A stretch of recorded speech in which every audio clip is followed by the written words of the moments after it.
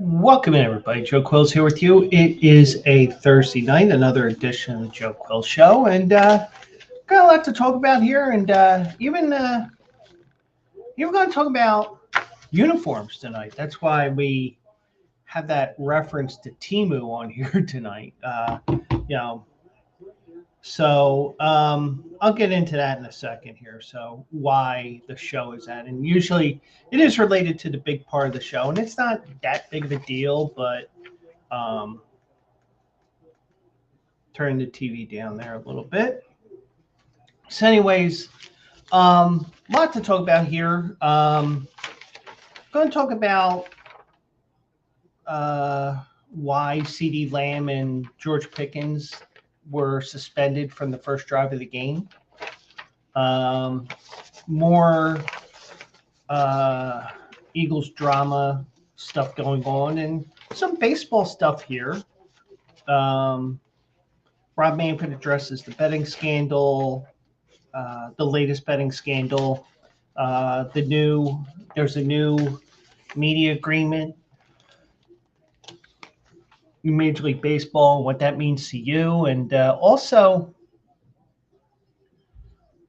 bringing it back today because, well, we may be beginning kind of with stupid shit I saw, but the end is the official stupid shit that I saw because I did see something earlier today that was pretty interesting that would fit the category. So, but anyways, hope everybody's doing well out there.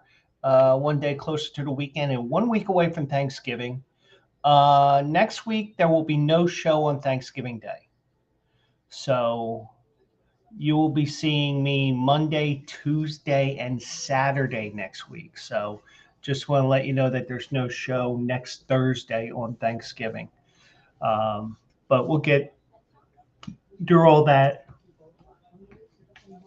I'll remind you as the week goes on. So, um, so since the last show, at least I think it was. Let me see when this was dated. This was posted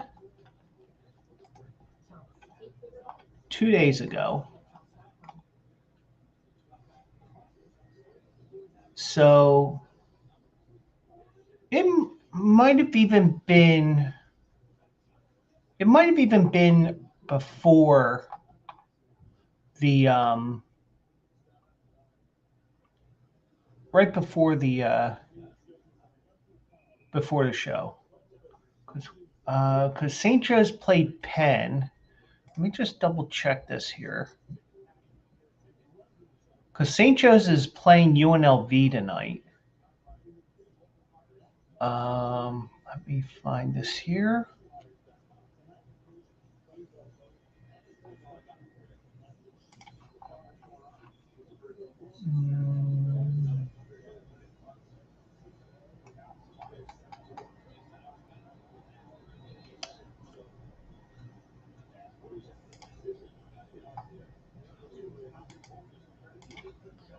And St. Joe's played Penn on,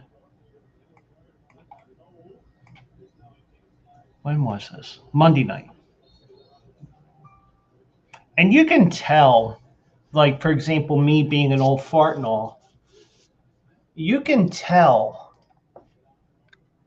when, for example, college basketball isn't what it used to be, just in the Philadelphia aspect. Now, granted, we're talking about two of the 6 teams that are in the Big Five now because they added Drexel when they turned the Big Five into this annual tournament. And I believe it's the 3rd year. So they had 2,300 fans there at the game. So I did see, and you could tell the Big Five isn't what it used to be because they used to always sell out the Palestra. They only had 2,300 there. So plenty of good seats were still available on that Monday night. But St. Joe's is out in UNLV tonight.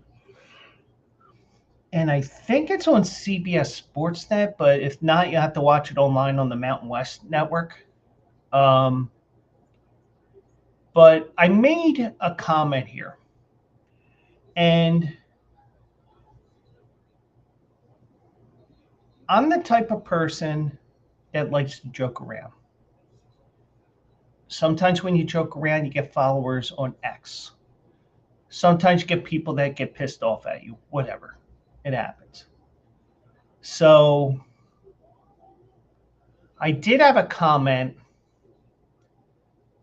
about what I was saying, and the person commented a second time and said that I wasn't angry at you or anything. It was just that, just the disparity of everything in college basketball, even in college basketball because of NIL. So I made a funny comment because there was a post about buying jerseys on Temu. Now, how legit this other jersey was, I don't know if it was actually bought on Temu or not. But it was a Jalen Hurts #1 jersey.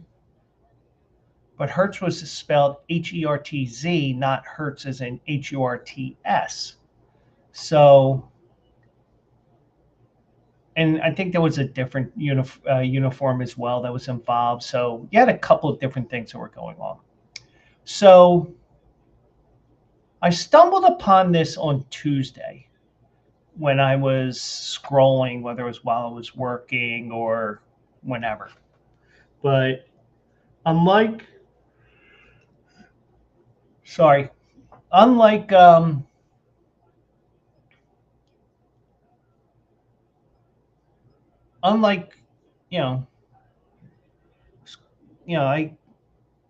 like to joke around. Sometimes you get a laugh, sometimes you don't. Whatever. Because trust me, I mean, sometimes you have to joke around because people cannot put two and two together and wonder why you're saying certain things that make sense, like that whole Randy Poffo thing that I mentioned before about his birth certificate.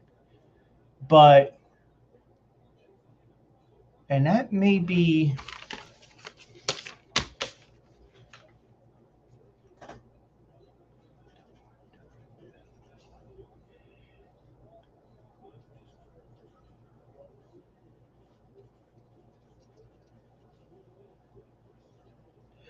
I'm just making a note here because I had a discussion with AJ tonight because I was having technical issues with the program that we used to post today, so I didn't get an article up today. So, and good thing because my horse didn't win.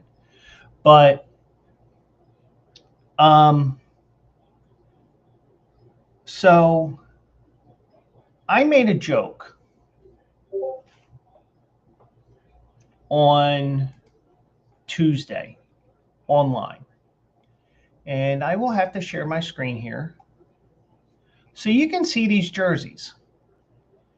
And St. Joe's was wearing their gray jerseys yesterday on Monday night. Penn, I think, was the home team, right? Yeah. But the one thing is, especially in the regular season, it's no longer the home team wears white or whatever. Hopefully you get a good view of that. I can see if I can zoom in on this. Oh, good, I can. Good. So Crossing Broad, and I probably shouldn't be promoting them, even though we're Bleacher Brothers. We have our own site and whatever, and our own modus operandi with everything that we're doing. So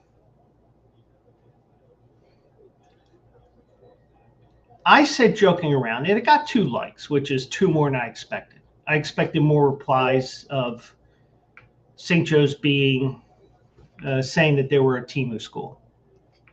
I said, Temu D1 school, Temu uniforms. And I did a little bit of extra work today.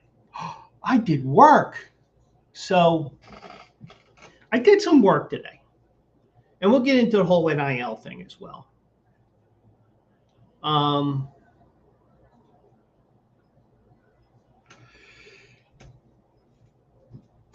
So I did a little bit of work, and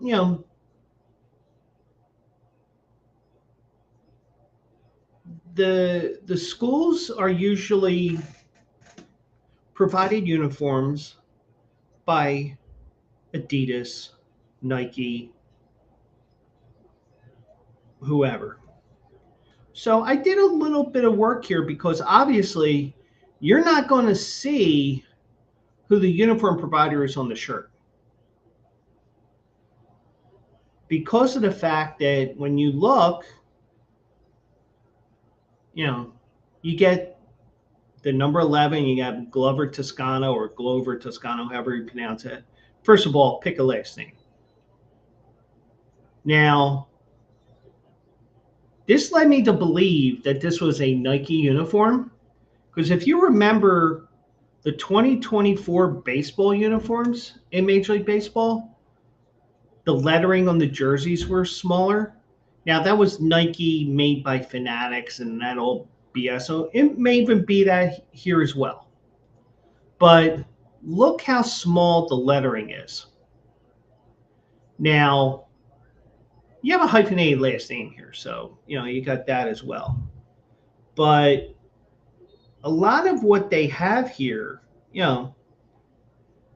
it was saying, maybe it's a Nike uniform. And I did a search, and Nike is the provider for St. Joe's basketball. So that explains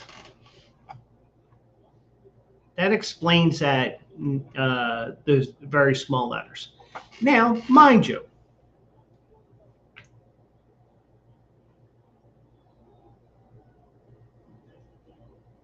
in some regards, if we are going to,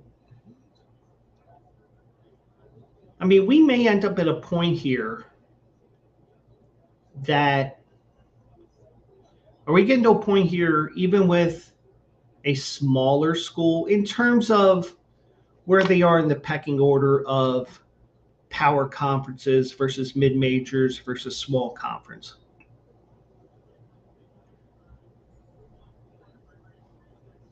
Now, I just said it as a joke, but the person that DM'd me, and I saw the email, I saw the reply, I saw his second comment today. I deleted the first one because I just didn't feel like dealing with anybody's crap. It was a joke, and I'm glad I didn't do it, because I probably would have went off the handle over something stupid. So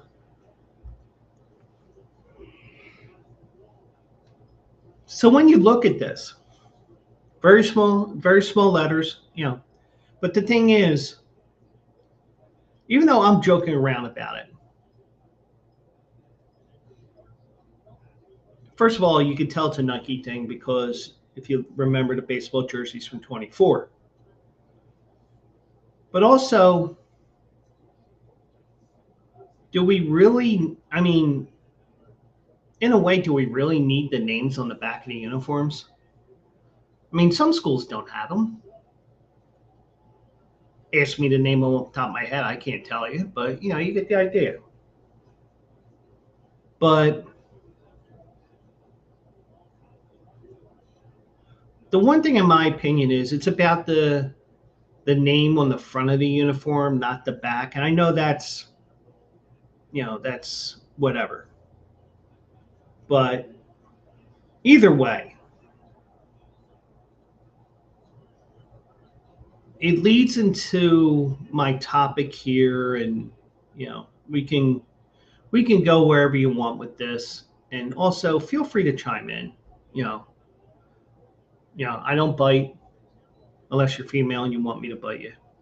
Um, but seriously, you know, I admit I'm an equal opportunity offender. But I'm going to tell you one thing.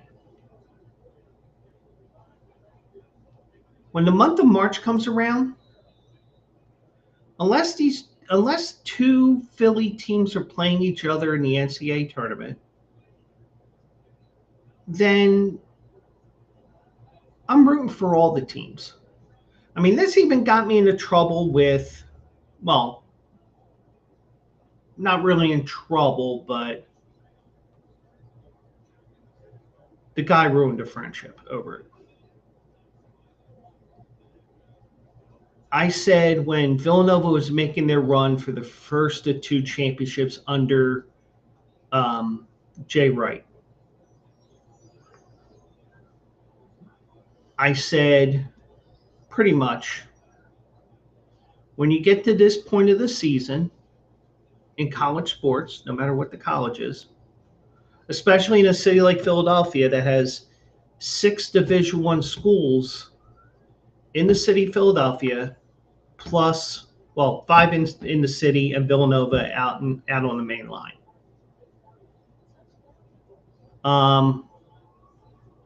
I've always said, once you get to a certain point in the schedule, it's about where they come from. It's about the city. It's not about what school says that you've completed all the courses necessary to graduate from their school. It has nothing to do with that. And I was called a jinx and everything. It's like, dude, if they lose, they lose. If they win, that's great. But, then he said, oh, you talk about me all the time and blah, blah, blah. No, I only do it when I really want to, and like other situations I had on Facebook, if I want somebody to know that I said something, I will say it on there. Don't be afraid to tell this person, or feel free to tell this person. So if anybody got offended with this comment, and I don't think anybody has, and here at Bleacher Brothers, we pretty much have free reign. As long as it's not something that hurts income or anything like that, we pretty much have carte blanche. And that may be, I'm not saying this because I lean to the left and everybody else leans to the right. We have a little more freedom with what we can say, but I will also tell you, if I'm going to say something within this show, like, for example, we talked about CeeDee Lamb, who's going to be talked about here in a little bit.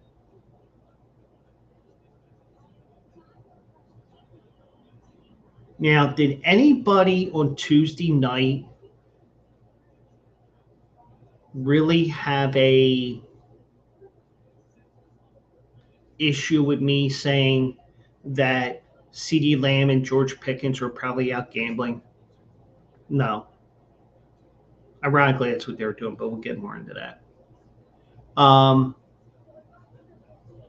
just feel like what you see here, even though I'm joking around here because, everybody wants to joke on Temu and everything else, and but I will say this.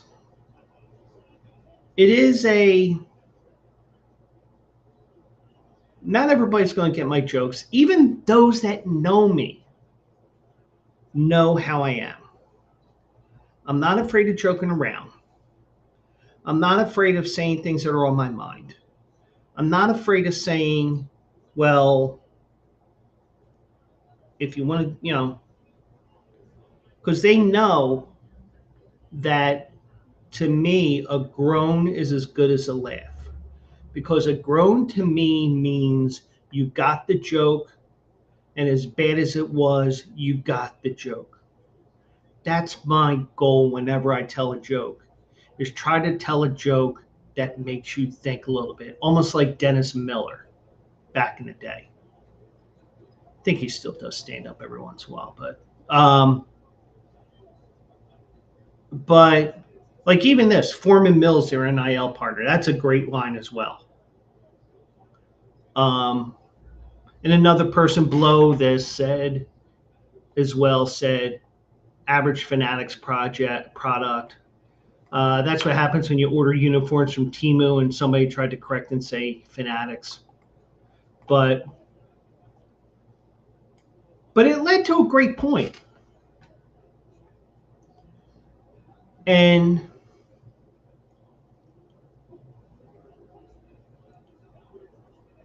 it's also, I mean, we perfectly saw it this past season with last season with the NCAA tournament.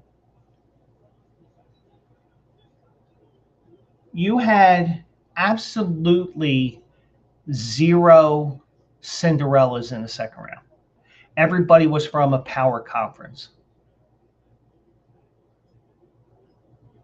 Now, that may have been a course correction from the last couple of years. We may see a course correction this year and see a couple of these mid-majors I keep telling you about making a run in the tourney. Or with NIL the way it is, maybe we've seen the last of a Florida Atlantic, a Virginia Commonwealth, a George Mason going to the Final Four. And we'll have people like me joking even more about St. Joe's being a Temu Division I school. Now, are they really? No, because there are much smaller schools in Division I. But the thing is also, St. Joe's plays in the Atlantic 10. And the Atlantic 10 has had better days. They have 14, 15, 16 schools in the conference. In the last 3, 4, 5 years, they've only got one team. I mean, the year that George Mason, I think it was, got to the Final Four, they had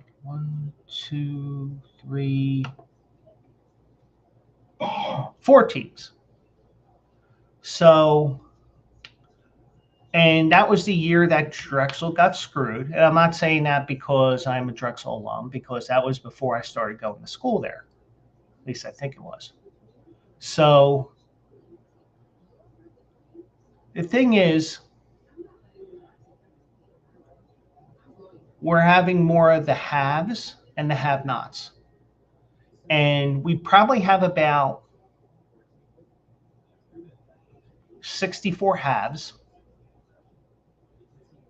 and about 300 have-nots. Now, one suggestion that was made to me, as I will get off of this, is do we need to realign the sports? Maybe, in terms of 1A, 1B, whatever. However you want to do it. So, however you want to do it, that's fine.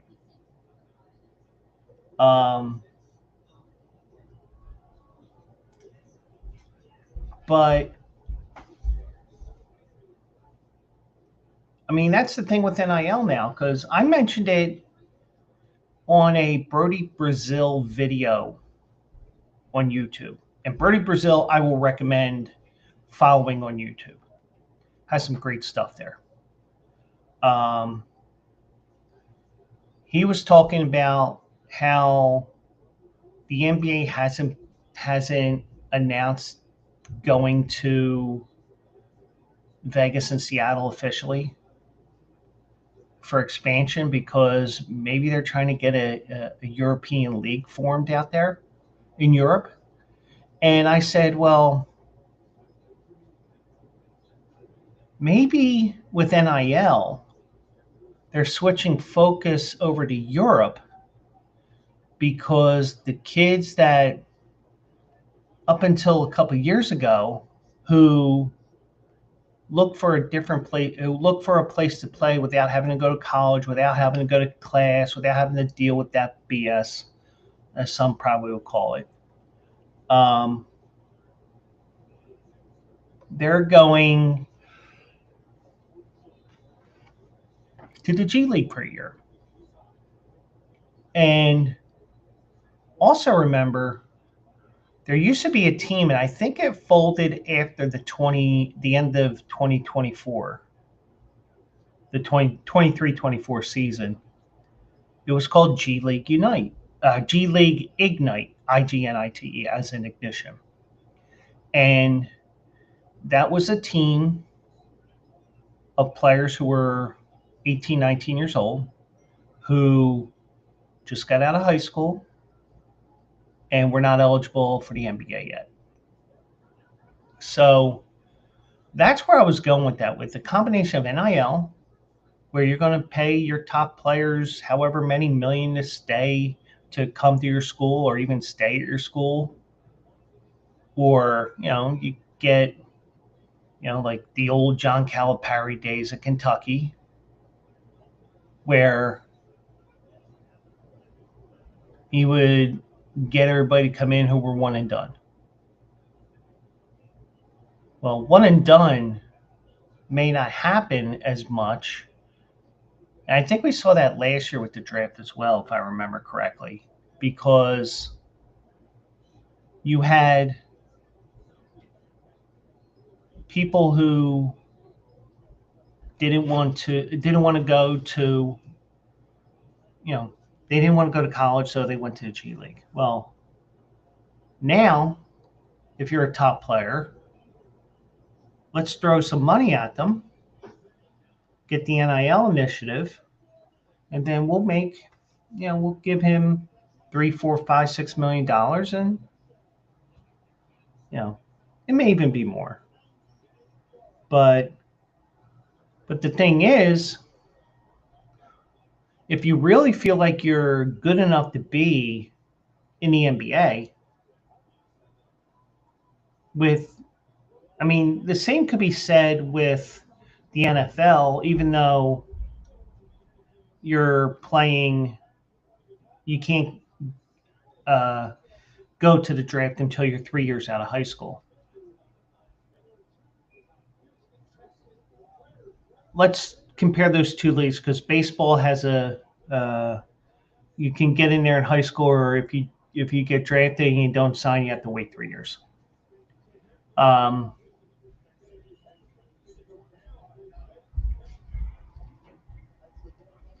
But I think you can even say it with Major League Baseball, even though they have their own structured system of 6 years before going to free agency. It's about getting that second contract. Now, basketball and hockey, or basketball and football, I don't know what they do in hockey, but basketball and in football, you're slotted into place with your contract. So that's why you never see somebody holding out. If somebody's holding out, like for example in the NFL, they're holding out over some sort of stupid clause that's in there that they don't like. Other than that, it's there. So, but in baseball, for now, there's no salary cap or anything. There is a luxury tax, which, the problem is with luxury taxes is, those are getting the revenues from that are pocketing it and not using it for the team. Pittsburgh, Miami, whatever. But a lot of, but we are seeing more and more the haves and the have-nots. Now, we're early in the season, and we're occasionally going to have the small school beating the big school. Like, for example, Boise State, I think it was. Let me just double check that here. Let's go to the Big West, or not the Big West, the Mountain West.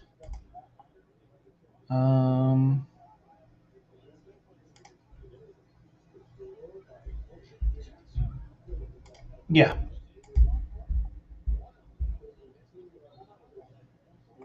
And also,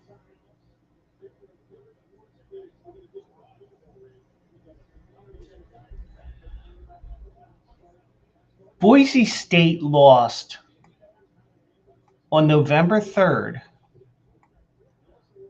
to a school named Hawaii Pacific.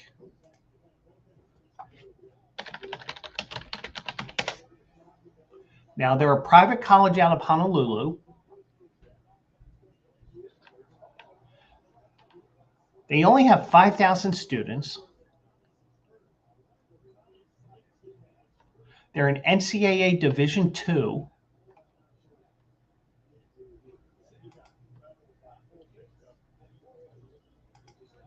And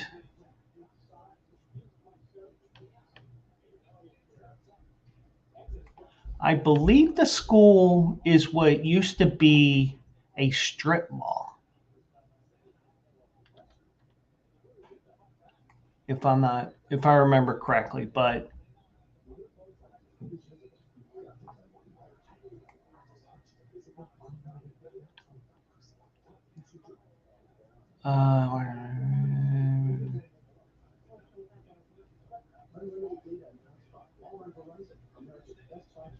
yeah, so it's basically a strip mall where their main campus is. So, and Boise State is in that in between with the haves and the have-nots. They're probably top of the have-nots, even though they do well in football. But the Mountain West is one of those goofy conferences where they're trying to be one of the power conferences, but they get shunned at the last moment.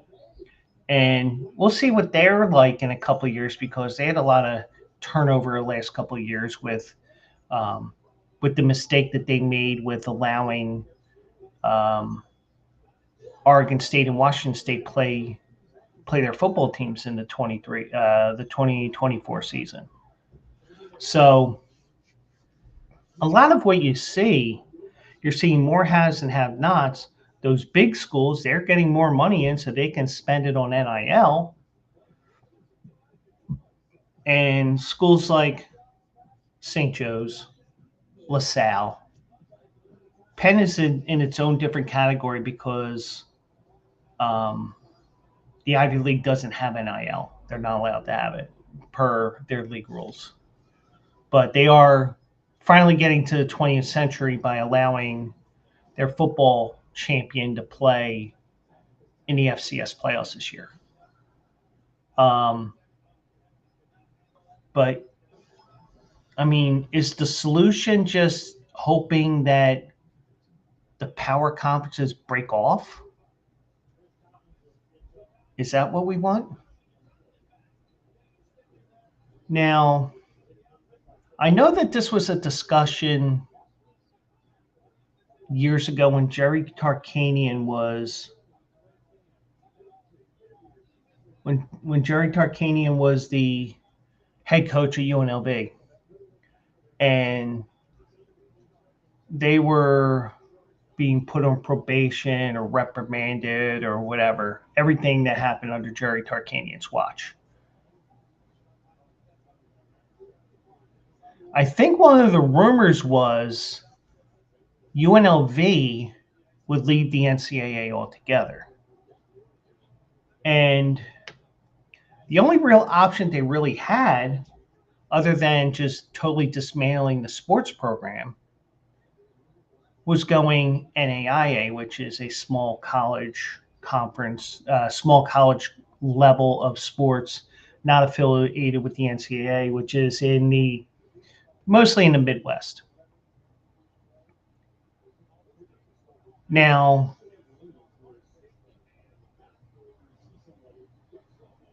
if you have a couple of malcontents with the NCAA system and they join UNLV, if they had joined UNLV, maybe you start something. Maybe you start, oh, well, I don't want to be here in the NCAA. I want to be able to do this for our players and this, that, and the other thing. And NAIA has its own set of rules. But you do have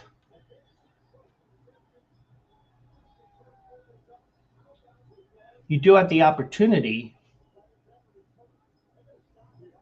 I mean, UNLV did have an opportunity if they really wanted to say, peace out, Cub Scouts, and go to the NAIA or anything else. And for the NAIA, that would have been something major for them, because it's like if you're running the NAIA and you got UNLV, it's like, oh shit, we got UNLV. Let's recruit these other, and you could have had your own. I mean, if you thought the conference, the conference realignment was crazy, can you imagine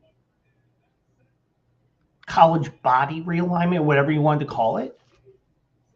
Because guess what? NCAA, NAIA, but it didn't happen. But I will say that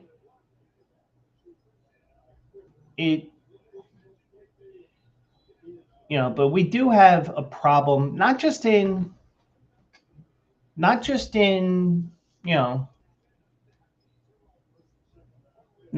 football, but in basketball as well. Not as much baseball, because with the spring sports, it's like, well, what's the main sport in the spring? I guess baseball. I mean, it's either that or lacrosse. Lacrosse is on most sports, but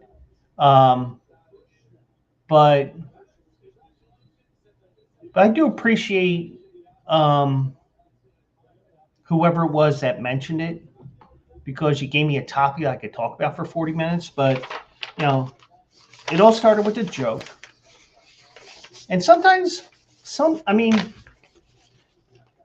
it's kind of like what I am with ideas. And I gave AJ an idea today as well, because I'm going to be doing some new things I am going to be trying to do a couple different things with my articles. But you do have, the one thing I believe in: throw things at the wall, see if something sticks. You may have 20 bad ideas, but if one ends up happening, then great. But a lot of times, but you may be getting to a point here where teams may leave Division I in college basketball because of the haves and have-nots type situation. And the worst part is those mid-major schools, which can occasionally compete with those big schools,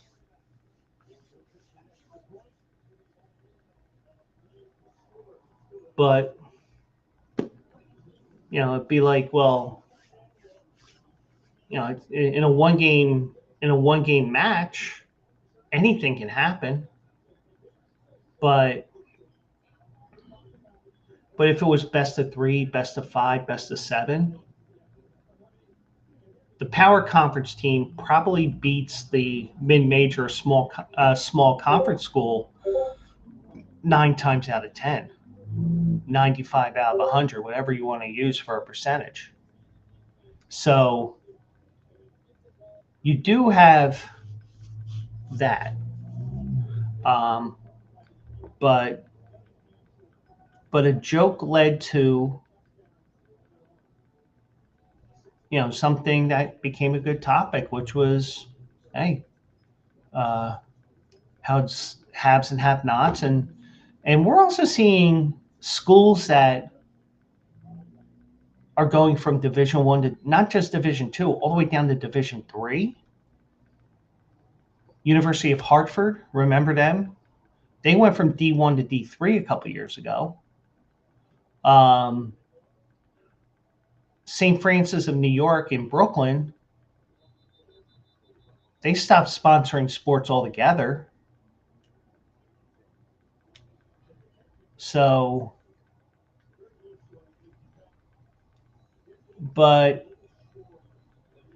you have to wonder what's going to happen in a few years. I mean, in case in point, you're looking at everything. It's like, well, how can you look 10 years down the road? Like, for example, somebody was starting something on YouTube this week that is USC looking to go independent and leave the Big Ten.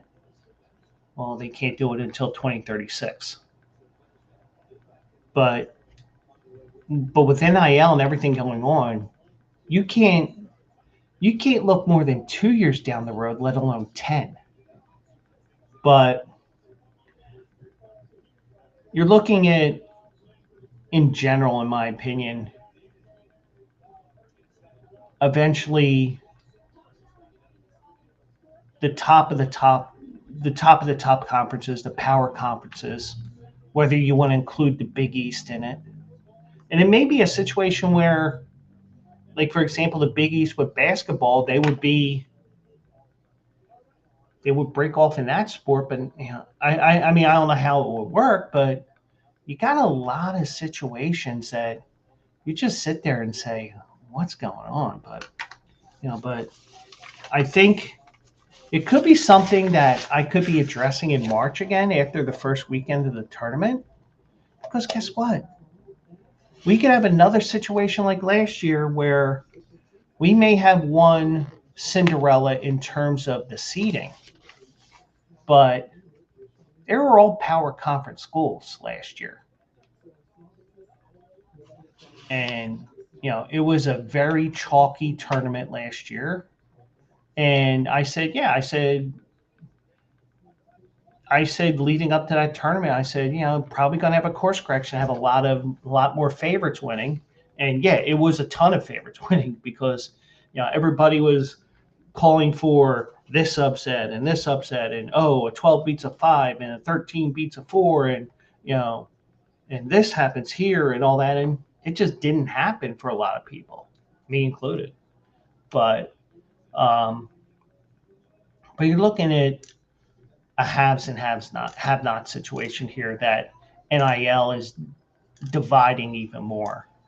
And I wouldn't be surprised in a few years that, like, I think the guy suggested this, but I think that some of these smaller schools may go to Division 2 or go to Division 3, or they just may say, peace out, Cub Scouts, when it comes to sports in general. But we're in it's a tough situation right now with, being those smaller schools and stuff like that. So,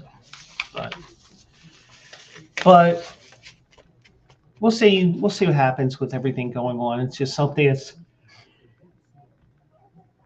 that's really going to evolve over the next few years as well. So, but one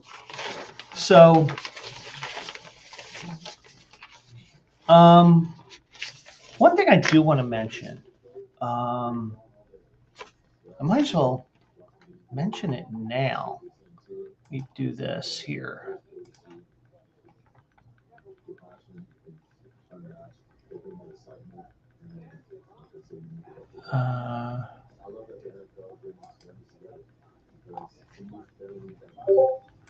Let me do this. So For those that know me, you know I am also the horse racing guy. Now, they call me the horse racing expert, but, I try not to be like that. But so first, just want to remind you that Also Eligible's live every Saturday morning at 10 a.m. I think what we're going to do is we're going to look at what's the weather like on Saturday?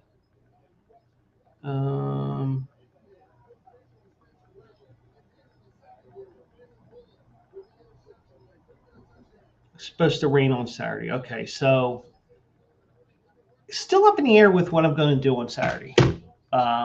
We are going to look at the stakes race from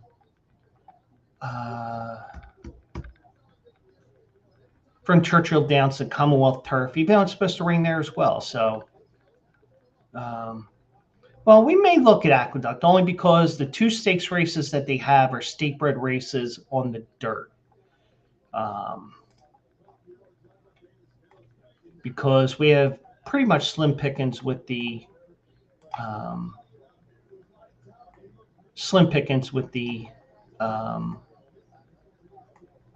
action here.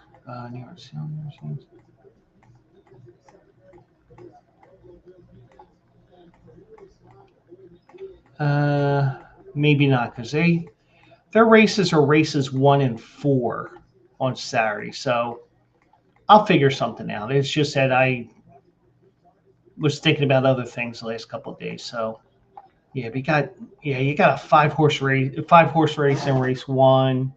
The 4th race, you have a field of 7 with a 3 to 5 shot. So yeah, I still got to work on that. So that's definitely something I have to figure out tonight and tomorrow, so you can see that. And also, I'll try to get the information posted and scheduled for Saturday morning so that you can see ahead of time. Oh, Joe's looking at this race at Churchill and he's looking here. It's just that I just don't know where we're going on Saturday. So, but we're going to do something. Let's just say that. So, also,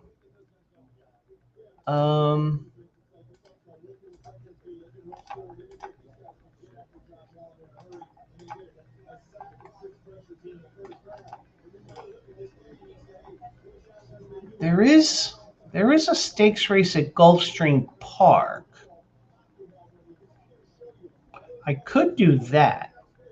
And the reason why I say that is because the Bleacher Brother Eyes will be on Gulfstream tomorrow as Keepsake Box. Let me go here first. No, that wasn't what I wanted. As Keepsake Box, one of AJ's horses, is running in the 5th race on Saturday. She is 4-1 on Saturday. God damn it. She is 4-1 on the morning line for Saturday's 5th race, which is a maiden special weight on the Tapeta going 1 mile and 1/16. And Tapeta is just a synthetic surface. It's an all-weather surface. A field of 8 is entered. Keepsake Box draws post position 5, and she will be she will be right in the middle. Hopefully, she won't be as wide as she was, as what I thought was wide last time out. Also, Sunday, Impractical runs at Churchill Downs, and AJ said that, firing bullets, as they call it, when it's been running really fast fractions and all that. If you want to hop in on Impractical on race 10, on Sunday. God damn it. There we go. Impractical is the 7 horse, and it is 30-1 on the morning line. The Churchill Downs weather right now for Sunday is for sunny skies. So we could be looking at a dry track on Sun. Oh, no, that's Philadelphia, dumbass. Churchill Downs, sunny and 59. So you could have a fast track there in Louisville. So that could be an opportunity for him there. But he is 30-1, so he is a long shot to say the least. But both those horses will be running this weekend. Unless there's some sort of a late scratch along the way. But either way, it is a it is a busy weekend for us here at Bleacher Brothers with everything else going on, and also AJ's horses and everything else. So we are excited those 2 races this weekend, and we'll see what happens with those 2 races. Now I'm going to segue into the NFL here because it is the capital of gambling in the United States, in my opinion. And I will tell you this, and I probably should have pulled up the video of me saying this on Tuesday night, but if you remember, I said on Tuesday night, I wouldn't be surprised if CeeDee Lamb and George Pickens were out late gambling with the whores, whatever. But wide receiver CeeDee Lamb admitted today that he and George Pickens missed curfew on Sunday, which resulted in both players missing the first series of Monday's game against the Raiders. So I guess I was right. But I throw in the whores as well, because once you get outside of Clark County, prostitution is legal. But within Clark County, where Vegas is, and the stadium isn't actually in Vegas, Las Vegas. Las Vegas is more Fremont Street. Whereas what people will think is Las Vegas is unincorporated land in Clark County. And they were in a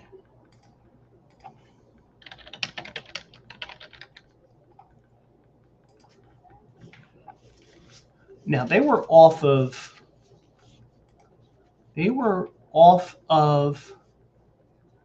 the Strip, I believe. So they might even been in. Let me just see here.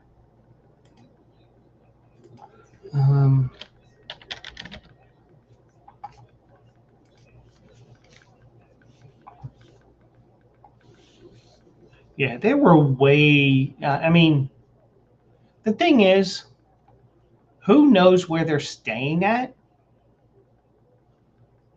But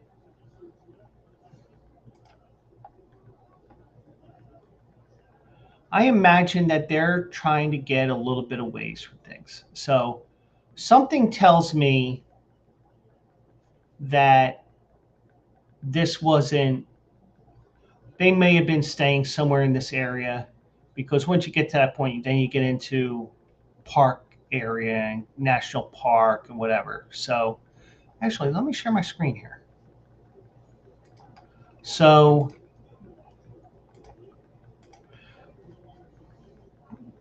they said they were gambling.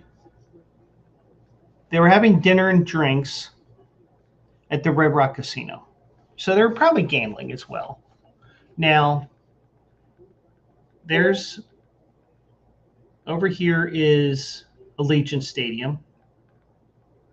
or actually the stadium is over here.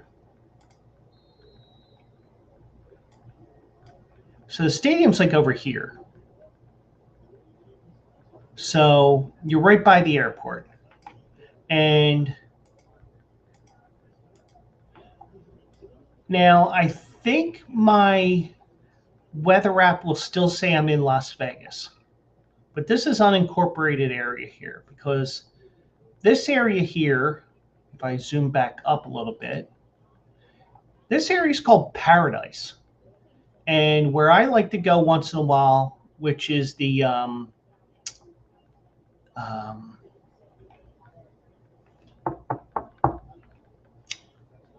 Westgate. That's in Winchester, another unincorporated town up here, because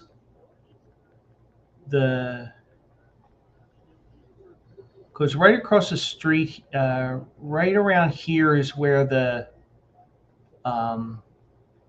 monorail is, and it goes up here, and then loops around over here, and then up toward Westgate. But as you see here, if they stayed here, they're out in Summerlin area. So, or Summerlin South, whatever, but yeah, whatever. But I wouldn't be surprised if they stayed here. But whatever it was, they went all the way over here. They were staying away from the stadium and away from all the Las Vegas Boulevard strips, the strip stuff. And also, it's a pain in the ass's time of the year because guess what? You also have the F1 race this weekend. So it does make sense that you're a ways from everything, but you're still in Clark County. So I was kind of wrong that they were whoring it up with the ladies at the Bunny Ranch or whatever. But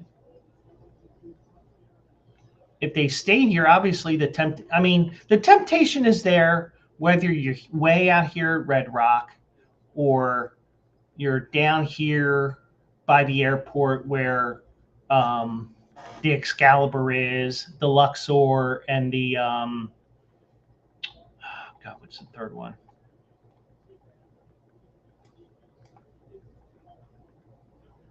What's the third casino that I'm thinking of?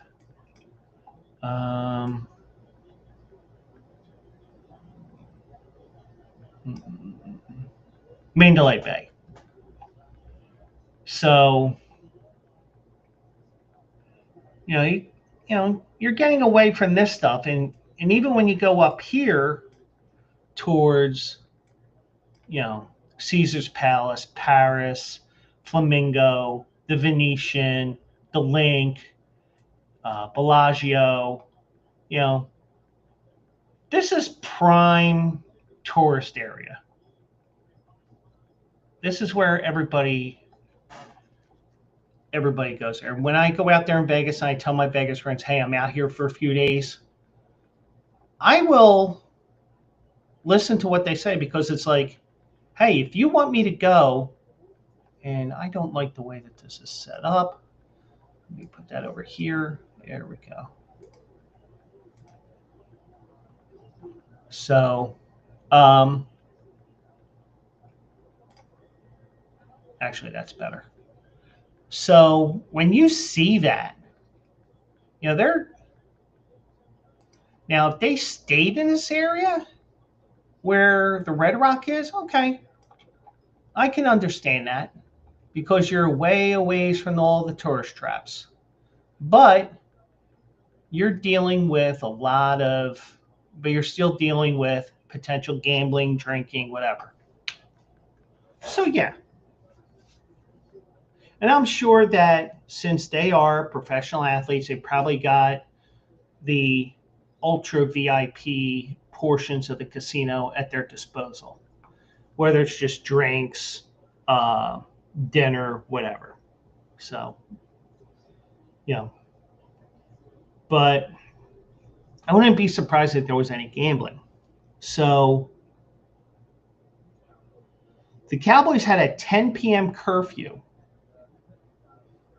on Sunday night with a 5:15 Pacific time kickoff on Monday. So at least CeeDee Lamb owned up to his mistake. And I think George Pickens did as well. Well, actually, they did because um,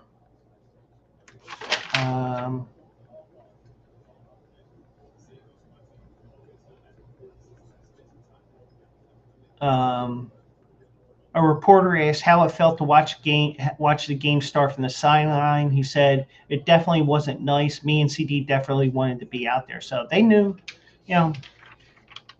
Now what they did exactly, I don't know, but there's rumors that they didn't get back until 7:30 in the morning, and CeeDee Lamb allegedly threw up. So now CD also said he also denied that he threw up outside the casino, but him throwing up was mentioned on social media. So Schottenheimer said there were some things that were missed. So, was it a walkthrough? Was it a meeting? Well, we now know that it's the fact that he did not get back to the hotel for curfew. Or they may have just snuck out and said, oh, screw this. We're going out. If we can sneak back in. But CeeDee Lamb finished with 5 catches for 66 yards and a touchdown on Monday night. Pickens had a career high tying 9 catches for 144 and 37-yard TD from Dak Prescott. So,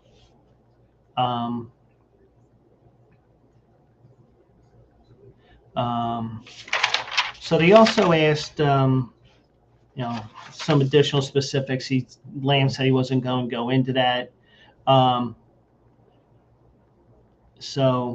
And Schottenheimer wants George Pickens to come back next year, and why not? Because I think you found a nice 1-2 punch there, and it's just that your defense is shit. So you can get rid of that. So you gotta, and like I said, the temptation is there. Gambling, whores, whatever. And let's just say it was just drinks and dinner. But even if they're gambling, I think pretty much as long as they're not betting on professional football, they're okay. And given that they were probably there Sunday night, they probably, because, watching football games on the West Coast is a whole different animal. Because when the game's over on Sunday night at 11:30 or whatever our time, it's only 8:30 on the West Coast. It's like, damn, what do I do now? There's nothing to watch. There's no college football or basketball even. There's no this. There's no that.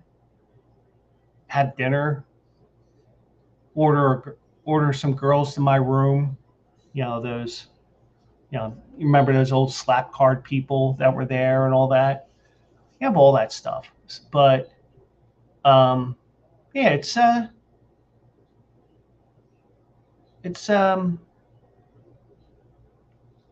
not surprised that once it was announced, because it was like, well, oh, it's this and that. Well, I guess he got himself caught, but but at least he owns up to it. And for Dallas fans, Dallas fans are saying at least it was just one drive and not a whole game. Because if it's a whole game, then it's a whole a whole different issue.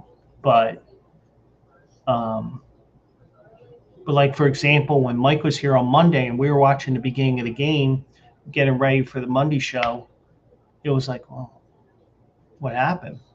I don't know. I mean, we didn't know he was. We didn't know that. I mean, actually, we didn't even notice it. But then again, 3 and out. It's like, all right, a lot of teams go 3 and out first drive, but now we know why they went 3 and out. Well, what was a contributing factor, I should say. So, but Dallas will be facing the Eagles this weekend, 4:25. Busy weekend for Philadelphia sports because not only do you have the Eagles playing Dallas, you also have the Philadelphia Union taking on NYCFC in a Eastern Conference semifinal. But here we are again with another edition of As the Eagles World Turns, or whatever old soap opera title you want to use and adapt it to the Eagles. We talked about this a couple of times. We talked about Derek Gunn making his comments, and the thing is,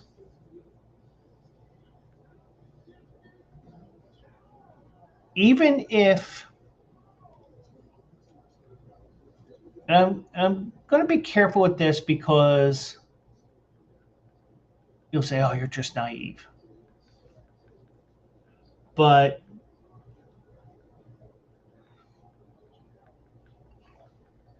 I'm going to say that sometimes even Derek Gunn will miss something. You would think, right? I mean, we're all human, but he doesn't miss much. I mean, he's a well-respected member of the media, even though he's doing online stuff now as opposed to just being on when he used to be on NBC Sports Philly. But one of the things that he was mentioning was how everybody's frustrated with Jalen Hurts.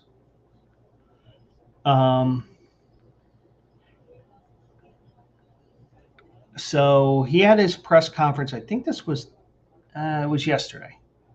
Jalen Hurts said he was not startled by recent reports of frustration inside the organization directed toward him, saying it comes with the territory. And you know what? You're going to be frustrated with things all the time because you're the defending champs. And you're basically doing what Kansas City did last year during the regular season, winning with defense and in close games. Whereas the Eagles were hints of a offensive juggernaut and did what they had to do. Now, obviously, Jalen Hurts is going to get blamed because this is his offense because he's the quarterback. Plain and simple. So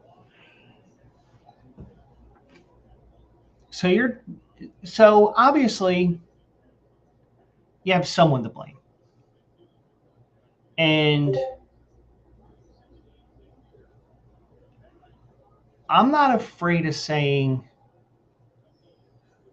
when something isn't going right with a team, I'm not afraid of saying Jalen Hurts is the problem, or this is the problem, or that is the problem.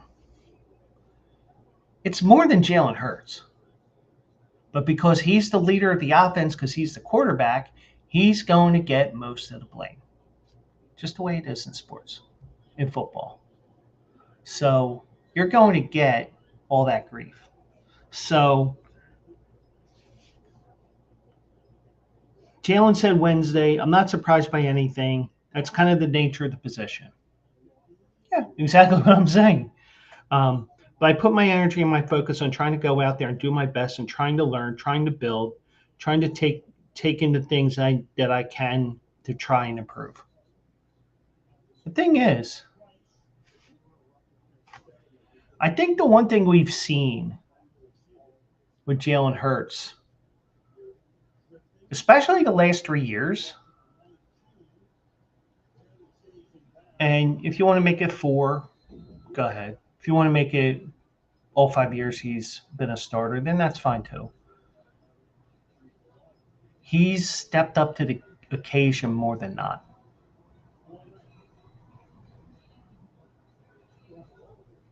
And I know you're going to say, well, what about those 2 Tampa Bay wildcard games? That, you know, one was playing against Tom Brady and all that. The other was the team in total disarray after starting the season 10-1. And I'm not saying Jalen Hurts is not at fault. It's just that you got to look at everything. So, but since he's the quarterback, he's going to get most of the flack thrown at him. And the one thing I've said about Jalen Hurts for the last couple of years is the fact that I don't care what his stats are.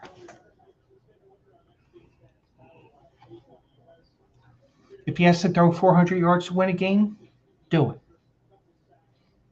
If he's got to run for 100, do it.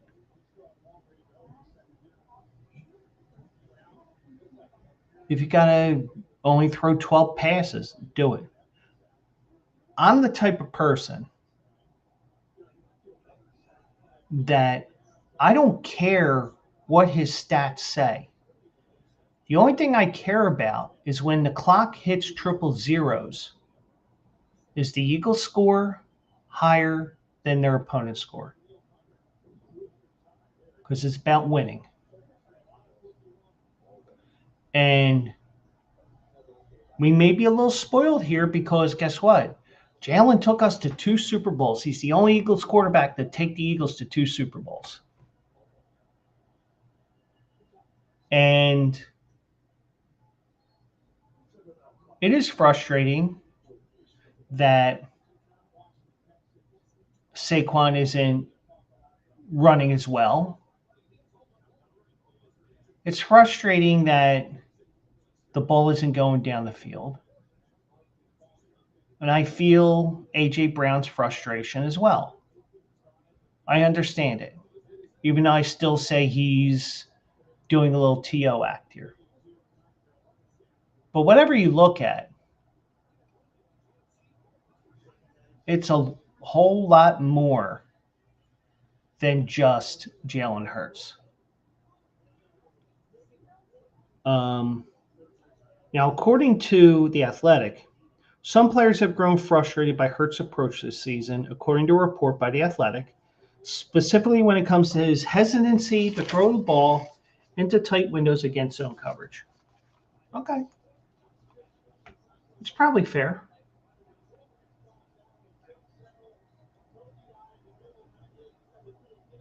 But also remember, the Eagles went through a gauntlet of opponents there. I mean, let me read off the list here. Let me pull the Eagles schedule up here.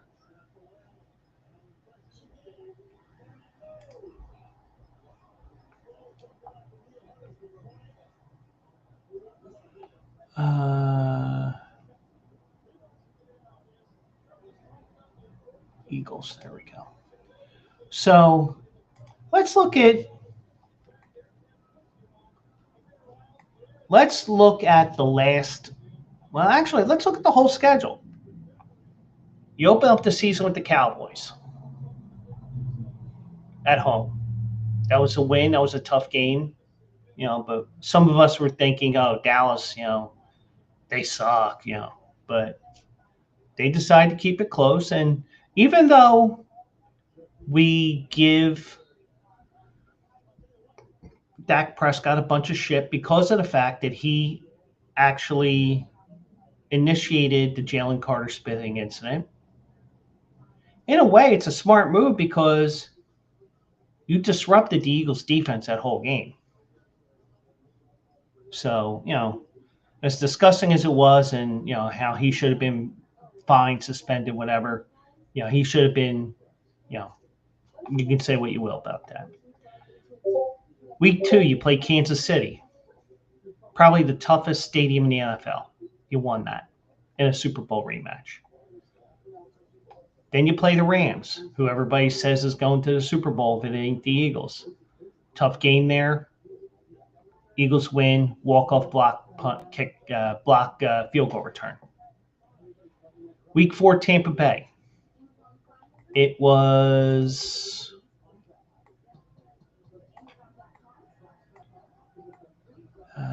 they don't have the information on there,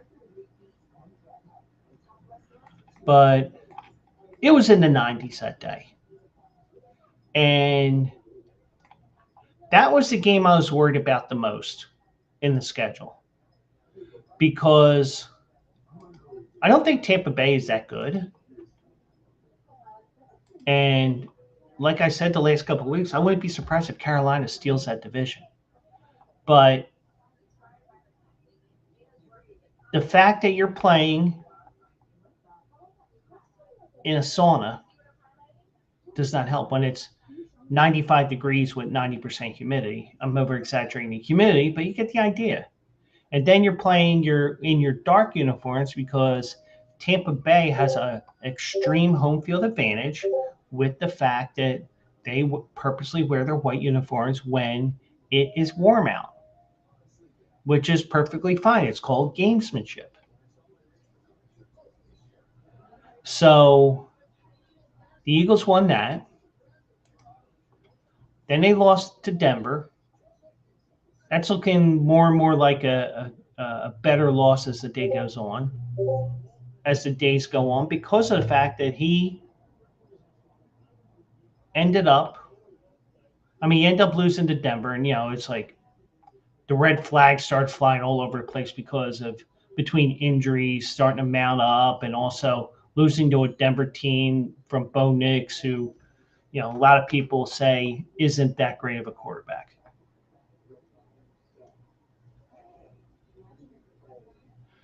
So then you have a short week and you go to New York.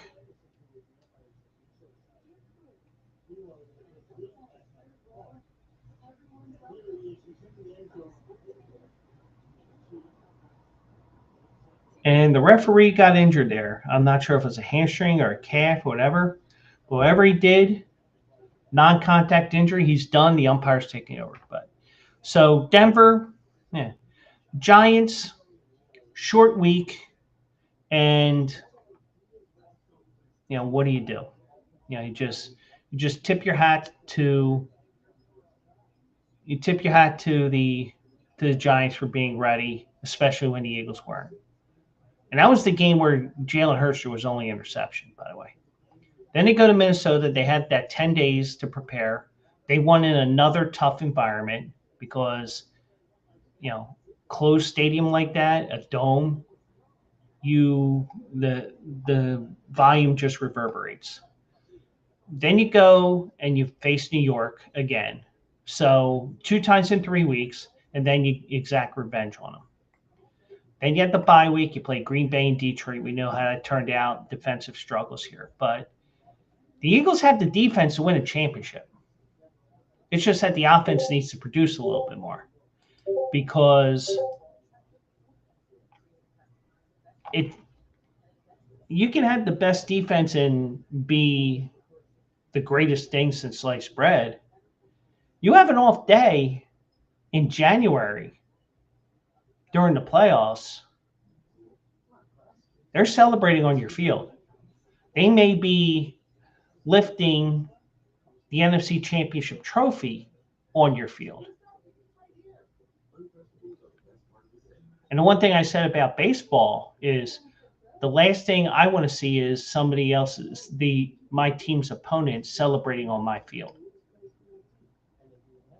But so, as I mentioned Derek Gunn earlier, he added that the frustration stems primarily from Hurts playing his game instead of taking,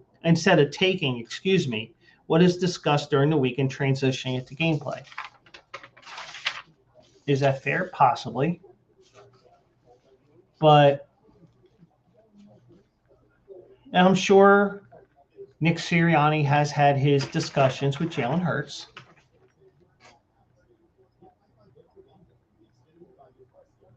I don't think that wouldn't be any surprise if it happened. But I also think it's more than just Jalen Hurts. I think it's a combination of things. I think, you got a new offense, and maybe Kevin Patullo isn't calling the right plays for Saquon Barkley, because he's calling a lot of plays inside. And it may be that certain plays they know they're going to run the ball. So, hey, 8 in the box, 8 in the box, 8 in the box, something like that. So I wouldn't be surprised with something like that happening as well. So, and plain simple, as they say in this article, the offense has been a disappointment this season. No shit. They're 25th in total yards at 300.1 yards a game, 28th in passing at 184.9, 29th in third down conversion rate at 33.87%. They're averaging 115 rushing yards, 17th in the NFL, compared to 179 in 2024, which was second. Hey, Penguin, how are you? Yeah, every time I wear this, you show up, but when I don't have this on, you don't show up.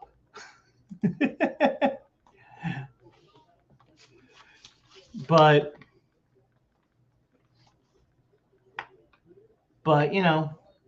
I just wonder, because I was mentioning Temu on the Crossing Broad Instagram, is Kevin Patullo a Temu offensive coordinator with a team that's mega corporation, so to speak? At least that's what I think.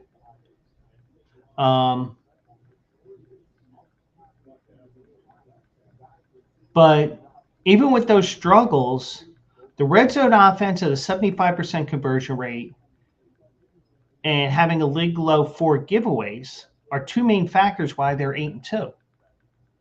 So they get into the red zone, they're going to score. Now, also, one thing I haven't seen, and maybe I'm not paying attention to it as much, but one sign that I like to see with the Eagles and championship caliber teams in general is going to, in the final 2 minutes, and scoring. And not just scoring a field goal, scoring a touchdown. Whether you have that ball to start the third quarter or not, I want you to score near the end of the second quarter as much as possible to the end of the quarter. Now, I don't know how many points they have in the final 2 minutes of the second quarter, but I doubt it's not as much as last year. But also, you also have the fact that you're not running the ball as much, or as effectively, I should say. So that affects everything as well. Because a lot of, the one thing I said last year, and I say it all the time, your best defense is a ball control offense. And we got to see it all last year. So I think not only should you blame Jalen Hurts, go right across the whole offense. Offensive line, Saquon, Kevin Patullo. Shit, throw Nick Sirianni in there. I don't care. It isn't just one person. But we're going to blame Jalen Hurts because he is the leader of the offense. He's the guy who does the post-game interviews every Sunday or Monday or sometimes Friday, and an occasional Thursday game. He owns up to his errors, at least we think he did. At least we think he does. But the one thing he said was, I take great pride in what we do as an offense. I take great pride in how we go out there and play as a team and what our flow is. I think we've got work to do, and obviously starts with me. That's always my approach. That's always me looking internally first and everything we do, and in due time rising above. Now, you have to blame. Everybody's to blame. And if you can't admit that everybody's to blame, or you say that you're not part of the problem, then you're probably the problem. Now, I've said in the past, and I said this earlier in the year, I said Devontae Smith has passed A.J. Brown as the number one wide receiver.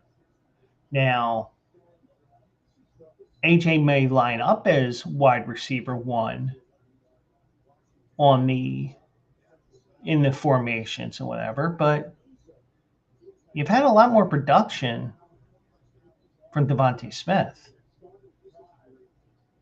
Even if the receptions aren't as many as A.J. Brown, but I got the feeling, I said this last Thursday, or no, last Sunday night, that I might even said on the no, it was Monday night.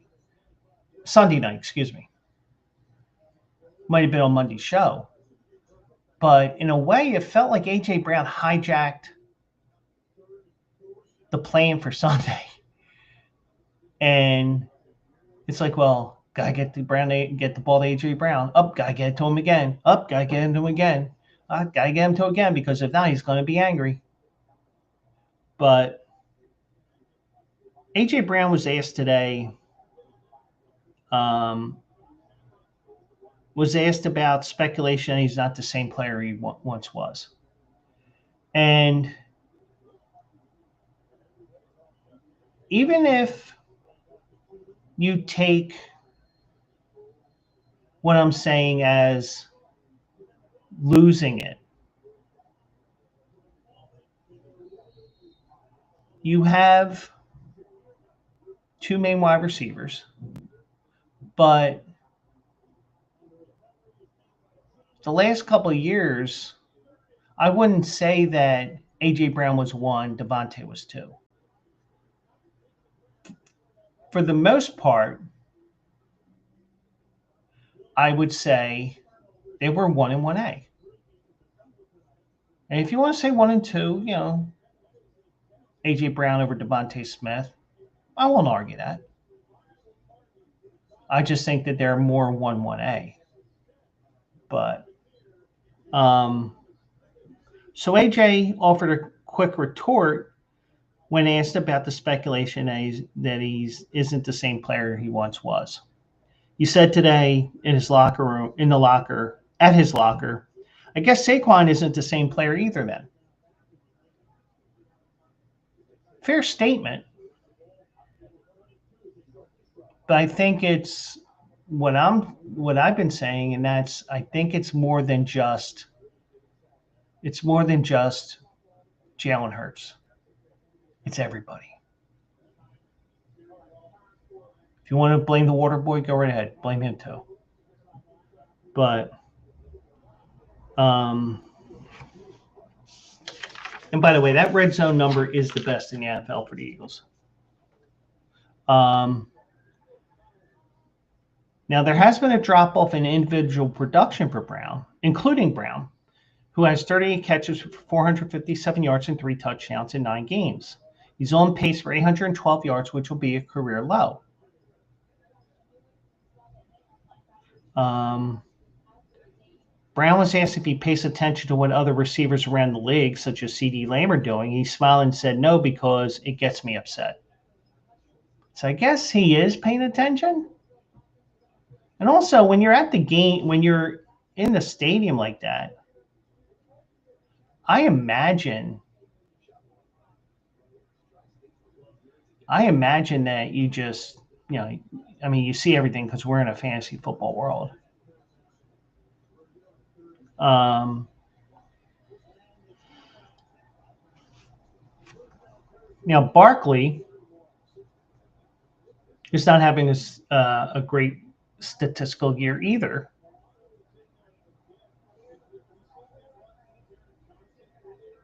By his standards, whether that's AJ standards or Barkley standards.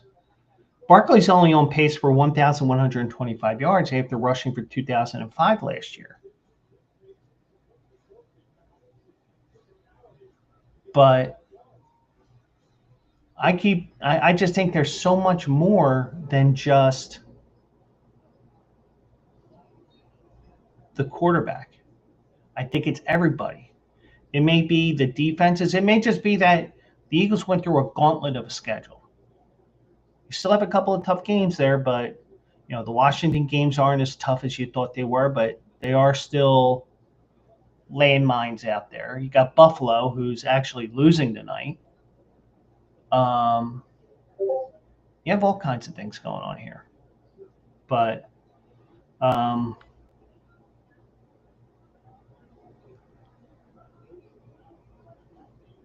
Brown has shown his frustration at various points in the season, both through social media platforms and at times during his interviews with reporters.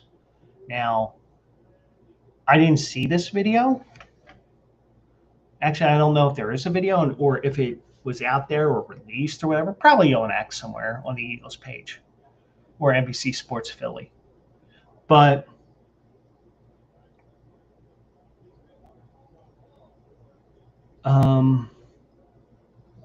as the reports have surfaced of late about some frustration from coaches and players directed toward quarterback Jalen Hurts, Brown deflected a question about that Thursday, saying, "Ask me about Dallas, thank you."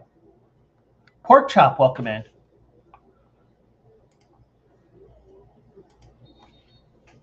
So you're looking at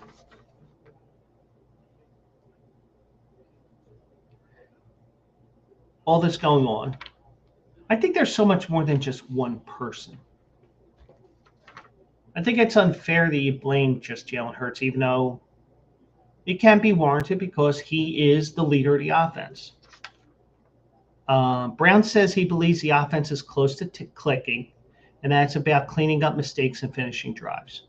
Fair. You got some glimpses there every now and then.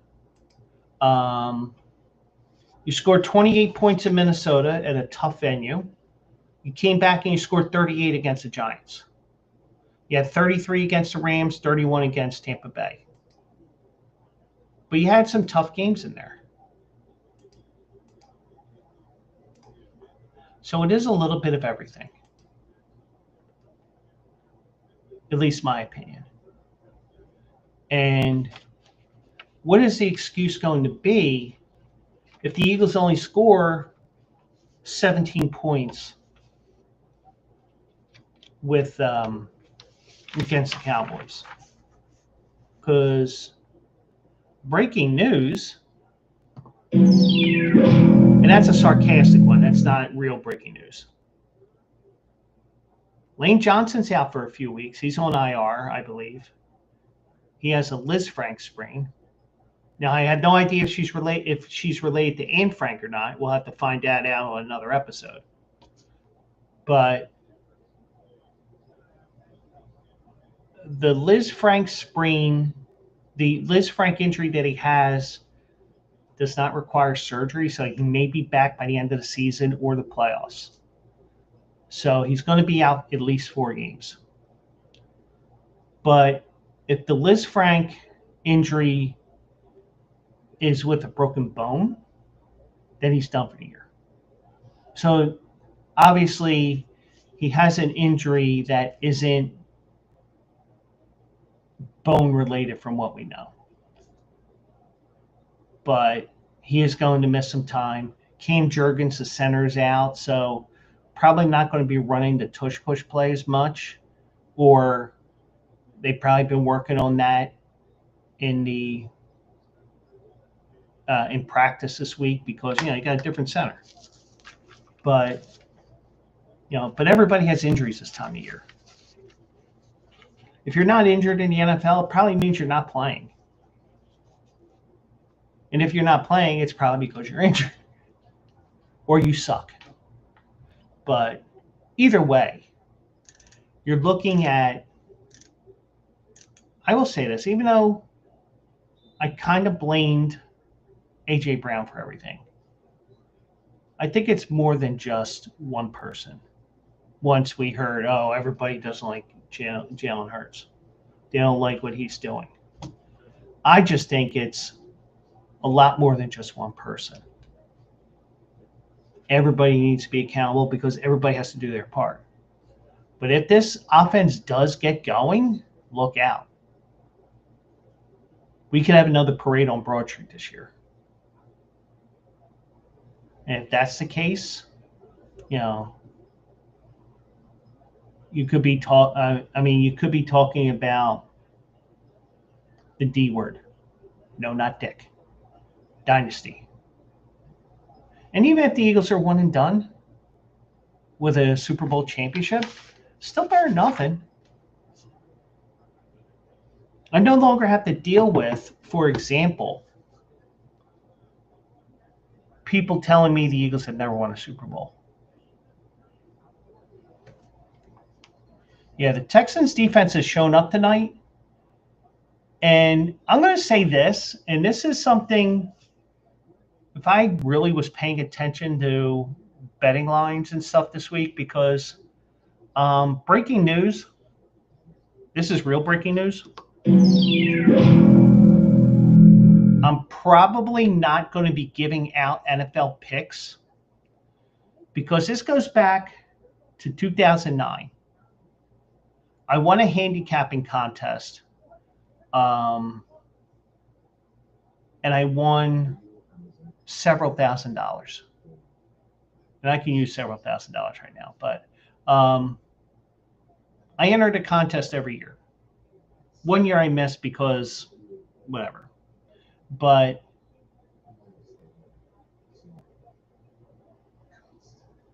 when I don't give out my picks on Thursday night or Friday when I used to do it, when this used to just be an audio only podcast,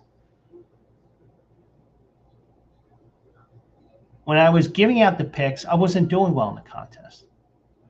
So there were a couple Thursdays I didn't even have a show for whatever reason. And I ended up not doing well. When I didn't give them out, I'm doing well. So 2009, my blog was focused on college.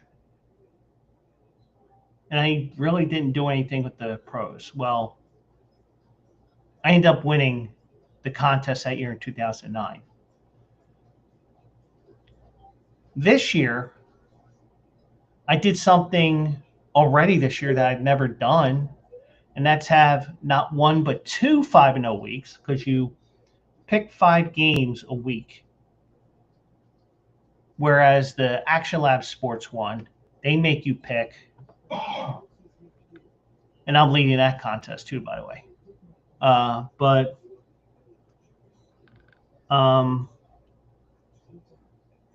And things are so much similar to 2009 because I was 10-10 after 3 weeks. I was 6 or 7 games out of first after week 4. In 2009, I was down 7 games or 7.5 early on. And I just kept making up ground. I took the lead in the final week and then almost gave it away at the end, but I ended up winning by 2 games. And I got the trophy. And I do have an idea planned I want to do if I do win. Because you get to hold the championship trophy for the year. So I might even have that in the background for the whole year. But the one thing I would do, even though I'm not a fan of the championship belt thing that everybody likes to do. Like, for example, oh, yeah, okay. I know why now. I know why, because it came to me now. I know what it was.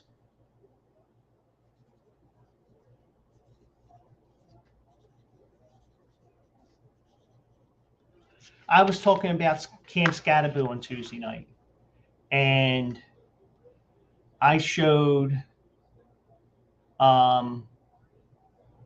yeah, I think it was more because of Scataboo than it was showing Cooper DeJean and Big Dom at Madison Square Garden on Monday night.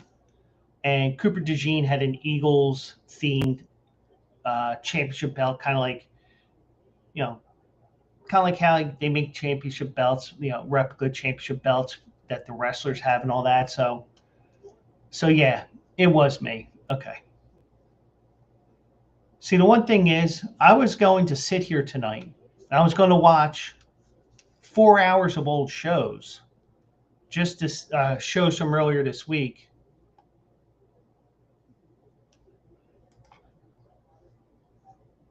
Well, why ain't she here flashing me? Thanks for the info, Luch.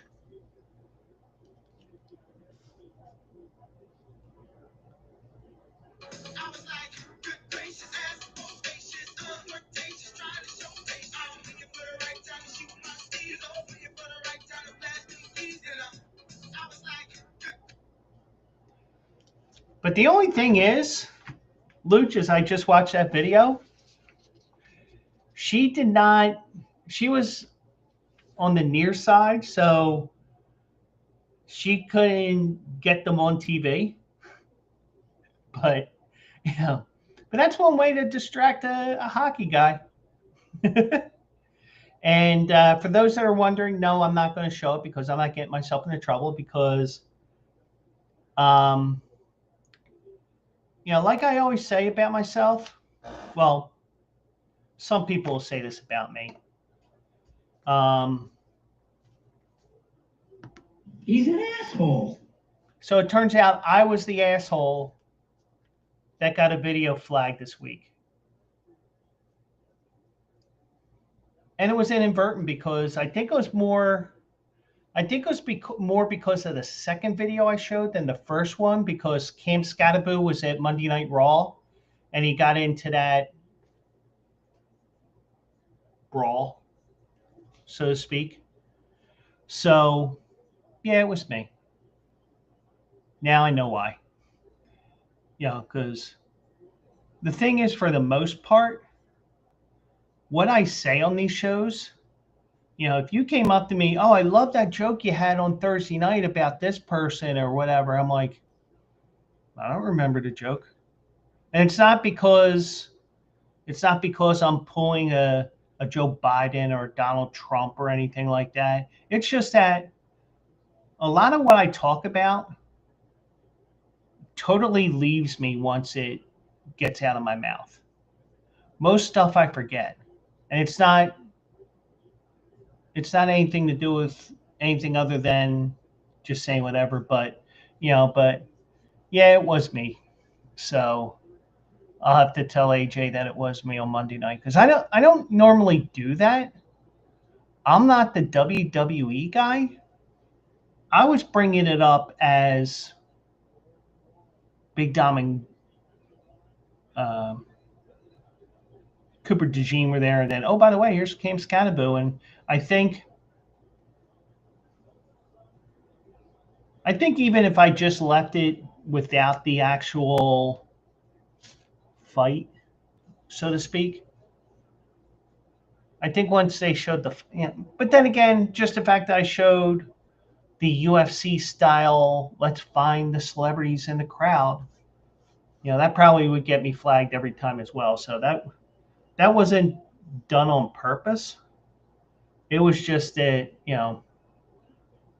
um, it wasn't intended totally because of the WWE portion. It was more because of Cam Scataboo. But I also wanted to mention that, Big Dom was there. But, it was me. And you can say it about me. I don't care. He's an asshole. Not the first time I'll hear that today. Not just on that drop. But now some people who they say he's an asshole is Rob Manfred. And that will probably get struck by MLB tonight. But anyways, Rob Manfred said yesterday the league does not anticipate any further restrictions on baseball prop bets after prominent U.S. sportsbook recently established a nationwide $200 betting limit on individual pitches and banned those bets from inclusion in parlays to curtail the motivation for manipulation. Now, the question I have is, and I know this from going to parks in Bensalem, if you wanted to bet $2,000 on the first pitch of an at bat, can you go one machine, two machine, three machine, four? One machine, two machine, three machine. But one transaction can only be $200. So I guess there's different ways they can do it. And also, but I'm also looking at the brick and mortar portion of this, because a lot of people just bet on here. But, I don't have a problem with these because those type of wagers are so hard to even worry about. And, some people are just degenerates enough that they're going to bet on that first pitch of the first pitch of the fourth inning. But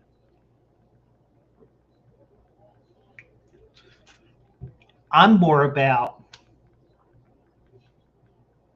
the money line in baseball, the run line. If I feel like, this team's not hitting at all, but the Phillies scored 22 runs in their last 3 games, even though that would tell you maybe, or this pitcher has given up a ton of runs in his last 3 outings. May mean that he may be due for a no-hitter, but you get the idea. But, I don't usually dabble in those type of micro wagers, as they call them. But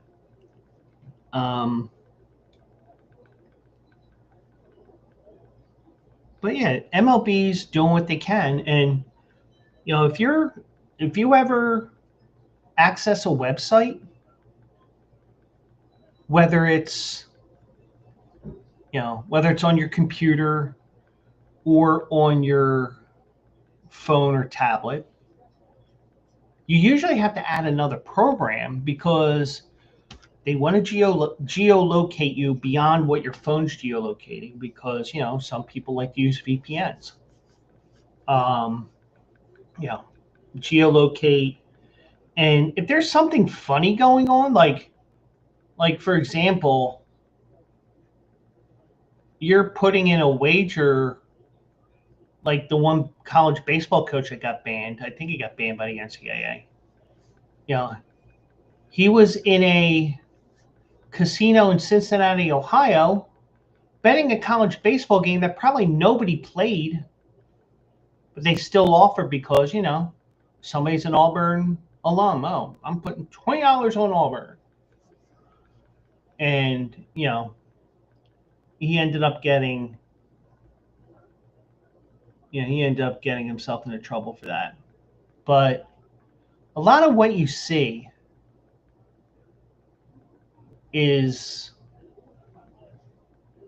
a lot of what you're seeing now, when you when you go to a website, you have to download an extra program or two. It's because they're monitoring more because there are bad eggs out there, as we found out with those that are involved with the Emmanuel Clase Luis Ortiz case. And, it's a pain in the ass having to have that program, and then every once in a while have to reinitialize the program because it's not working or it hasn't been updated or anything like that. But hey, just make sure you're not putting in that bet at the very last second, because you end up losing that.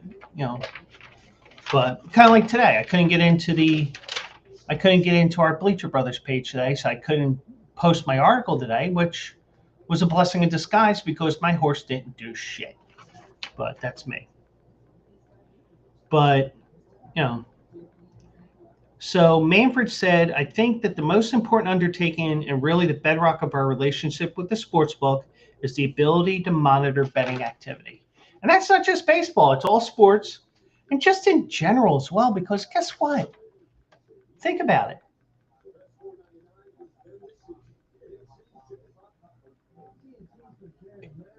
If you think you're the reason why they have this program, then you're the problem. But I'm a small time bettor. I talk a good game, but and if you bet what you feel comfortable with betting. I just think that if there's something that's going on, it needs to be flagged, which they did, and you make adjustments accordingly. I mean, they even have this issue with horse racing, with what's called CAWs. They're computer wagering, and they manipulate lines at the last minute. So Manfred continued, the ability to discern inappropriate patterns is really, really important. We understood the prop bet issue from the very beginning.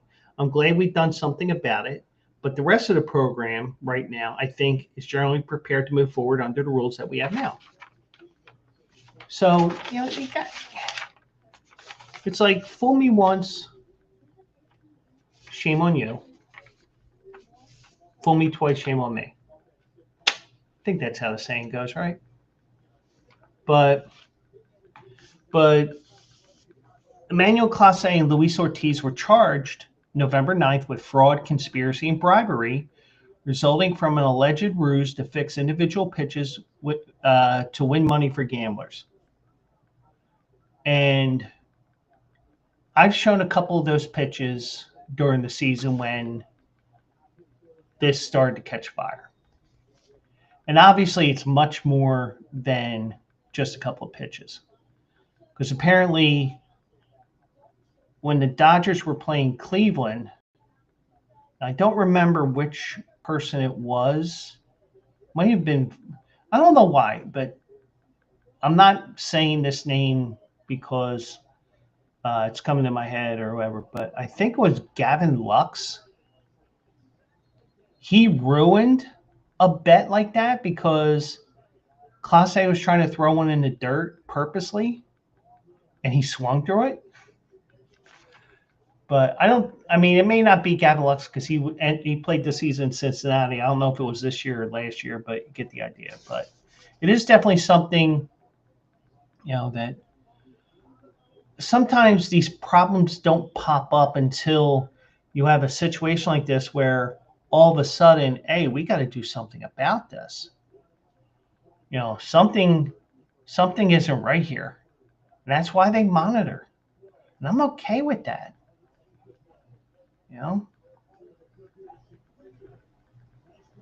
And a lot of times, like for example, one year I was in Vegas in the week leading up to the Super Bowl. I said, can I do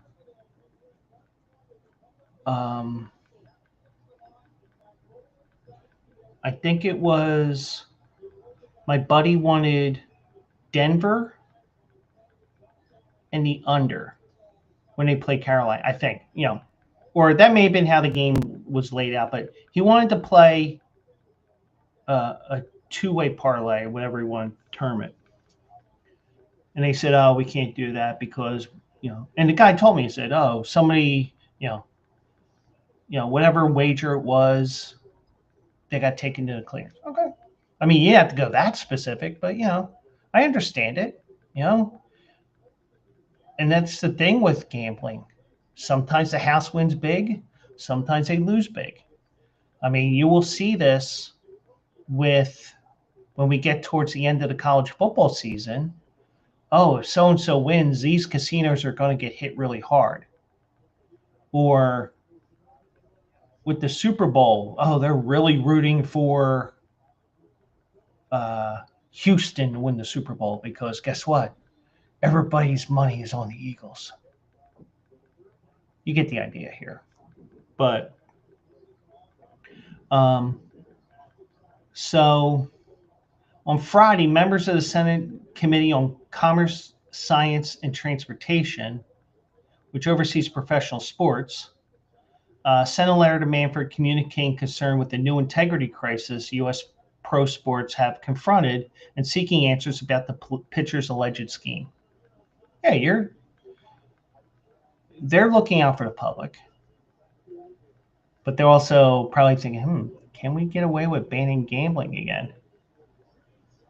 But now, if Clase and Ortiz are found by Major League Baseball, now this is different from what's going on with the legal system. Clase and Ortiz can face a lifetime ban for their activity. I'm sorry, alleged activity, as it says here. And it's over a very small bet. It was like over a couple $1,000 combined on all the times that they were caught. But the betting scandal dampened MLB's vibes coming off a season that produced huge viewership numbers all the way through a thrilling 7-game World Series between the Dodgers and the Blue Jays.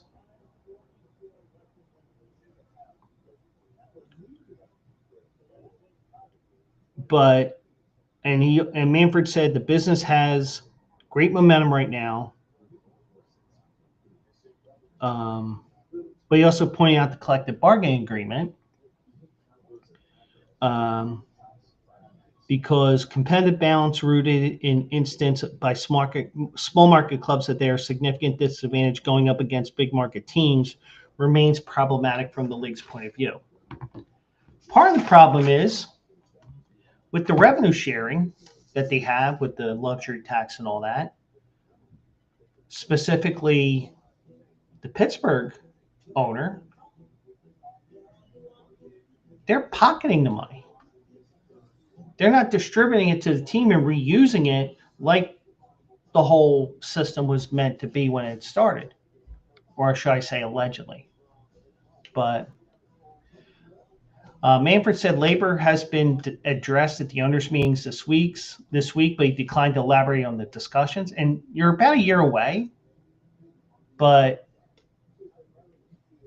this is not something that you can just go to a bargaining table a week before the contract is up and bang out. This is something you got to work on now, even if it's periodic meetings. If you're just not going to talk, and then all of a sudden in September, you got to be talking about it every once in a while. And in some regards, it's good that they don't tell us anything, because sometimes no news is good news, but also no news is bad news. And I've been on both sides of that with my job. But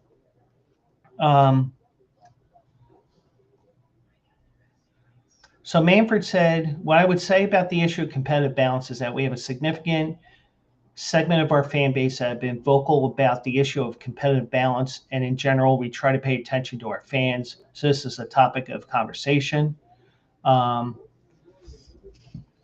Manfred emphasized his top priority is to avoid letting a work stoppage cost the league games in 2027.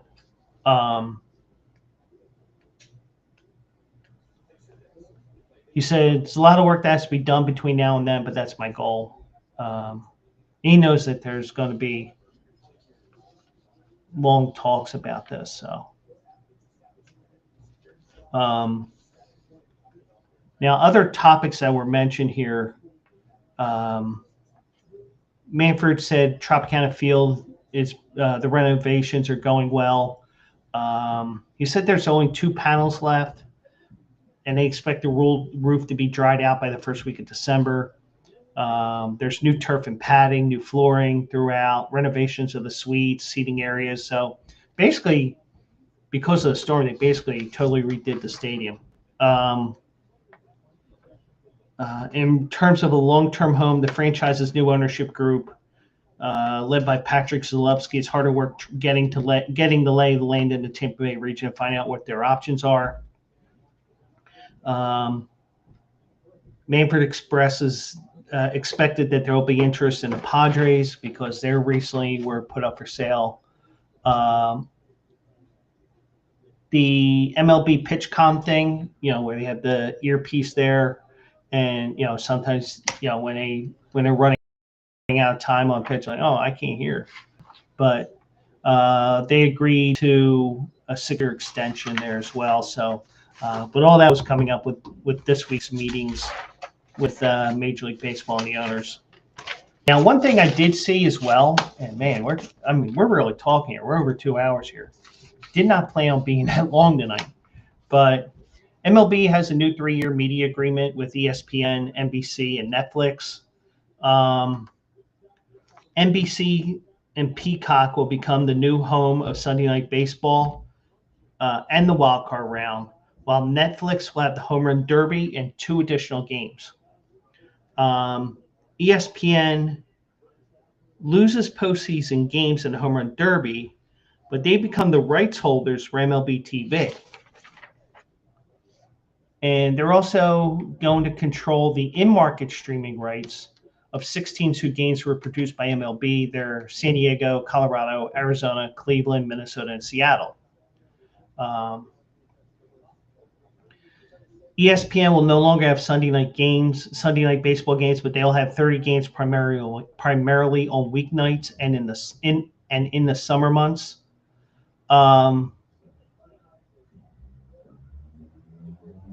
So the way Manfred's saying, this is going to be like a midweek type package.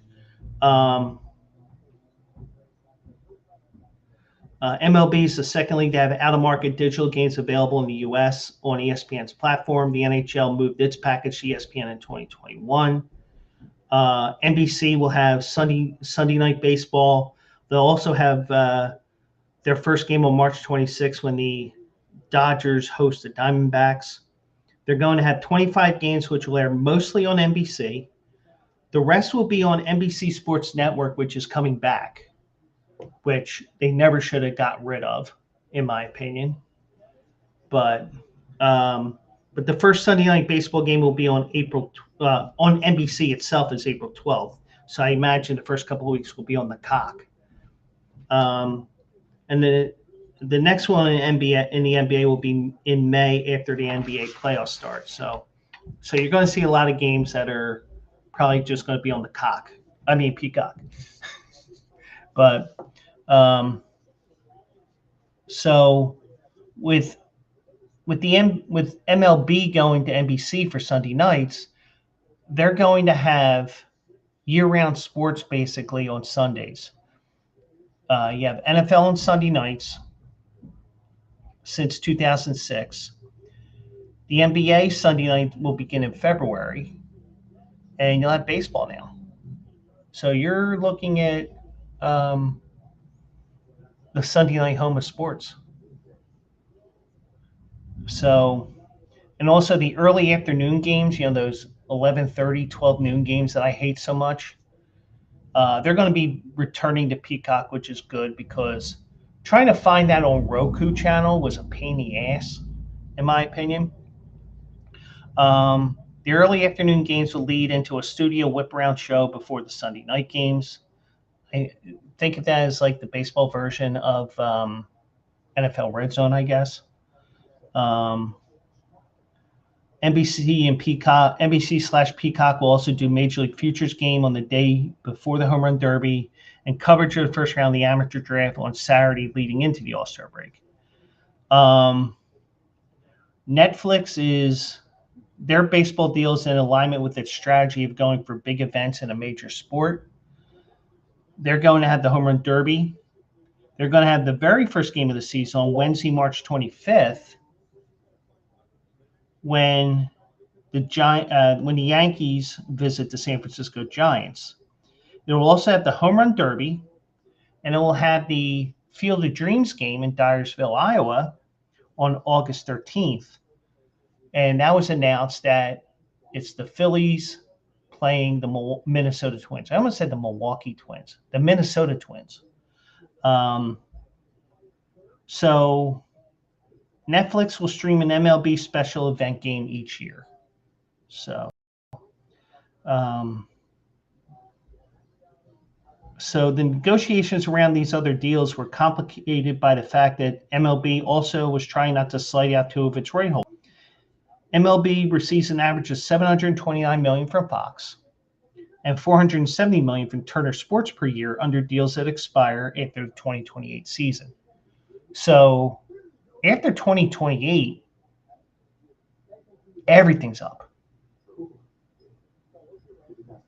ESPN, Netflix, NBC, Fox, TBS, TNT, whatever, all that. Apple TV has had Friday Night Baseball since 2022. I think they're going away from that after this next season, but I say it's a bad idea only because of the fact that when you look at everything with Apple, they have the added technology that you can listen to your team's radio announcers instead of whoever's on Apple if they annoy you. It's just a pain when you see the girl in the dugout talking to the manager. It's like, and you're hearing the end of the commercial before they're, that sort of thing. So the deals are setting up Manfred for future negotiations. He would like to see MLB take a more national approach to its rights instead of a large percentage of its games being on regional sports networks.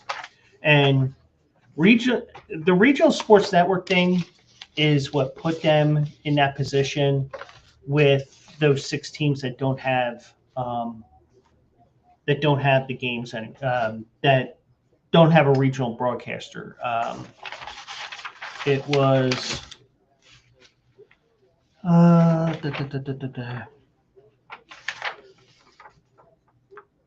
it was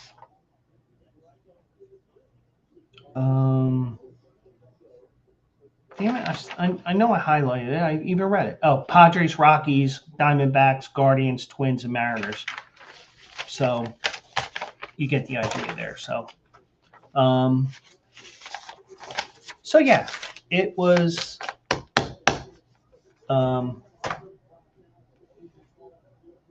it was something that we did see there. So one last thing, and it's the return of the stupid shit I saw segment. Now, sometimes it's stupid as in, what are you doing, stupid? Sometimes it's other things. But in this case, this is your government at work that makes this stupid. Now, the one thing I have a complaint with, and it's all about the real ID. It took 2 different attempts to me to get it because I had a slight problem with one of the bills I had that didn't match my address totally or something like that. So, and the thing is, when you're standing in line and you get rejected, there's one of two things you can, well, one of three things. Pretend you don't know English, piss and moan, and get yourself kicked out of the building, or ask questions. I chose to ask questions. Like, well, what about this? What about that? Yeah, that's good. As long as it matches the address perfectly as it has on your ID, you're good. Okay, thank you. All I need to know. So just think of all the hassle they had to do. And you had to pay the state to update your ID. And I'm just vamping on this because of the fact that I just feel it's just a totally new thought here, because guess what? Now, instead of paying 30, 40, 50, whatever I paid, I just have to pay $18 a trip to not sit through by not having real ID. Now, here's the article from. New rule to begin. Here's the Travel rush gets underway. The TSA with this. All right. There we go. All right. So there we go. So I'm going to play this for you here. And I'll give my thoughts on this.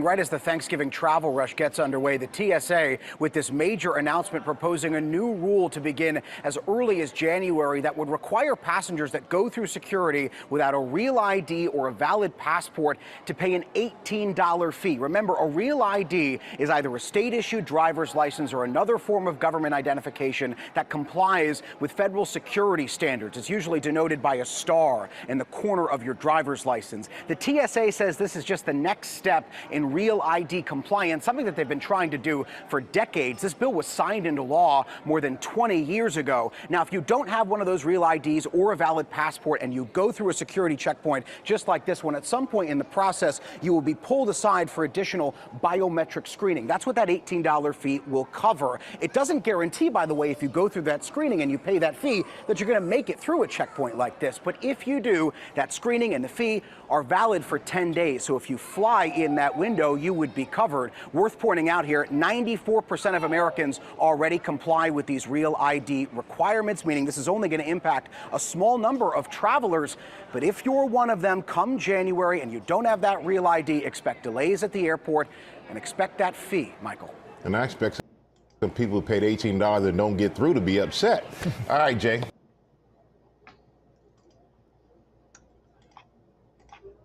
Here's my opinion, having going through that line not once but twice.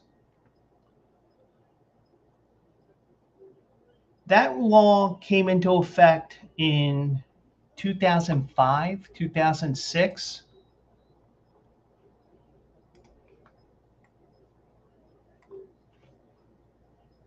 So it was passed, the Real ID Act was passed in Congress in 2005 in wake of the 9/11 attacks. After years of delays, the Department of Homeland Security in May finally began enforcing Real ID enforcement for travelers on domestic flights. Now, here's the thing.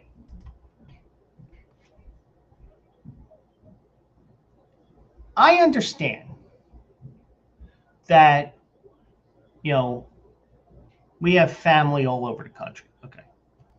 I mean, I have family in Illinois.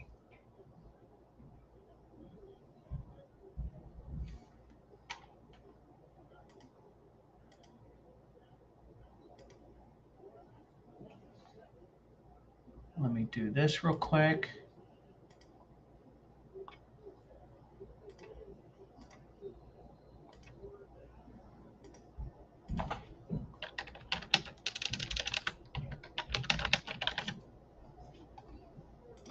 There we go. See, there's always somebody that ruins the fun. So anyways,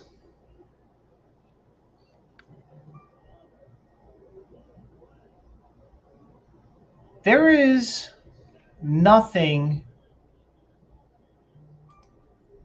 there's no excuse to not having real ID other than I didn't think I'd have to need it, in my opinion. Because the one thing I said, and I said it to Mike, I think it was, one night when I was telling him about my having to go all the way up there and I had to go back again another day. I said that um,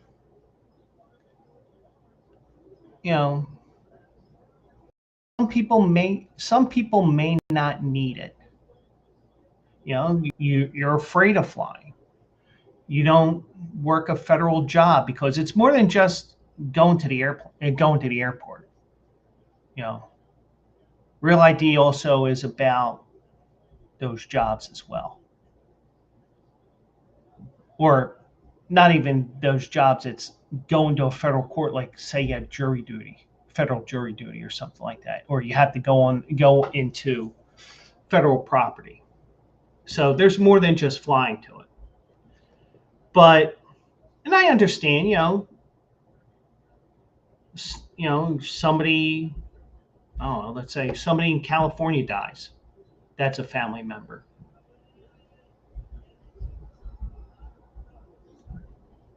You have no choice in the matter. You have to fly. That's the only way you can get to the funeral on time. And you just have to deal with the fact that, hey, I got to get over the fact that I'm afraid of flying. But also knowing this from going to Vegas a couple of times a year, going to Florida, the one thing I will say is posters are everywhere about real ID. So there's no excuse for saying, oh, I didn't know. And I also think $18, what if the biometric still doesn't allow me to get through there if I didn't have real ID? Are you saying that I can't do anything? Or, what happens if I don't do that? Then do I get my $18 back? It sounds like I'm not going to.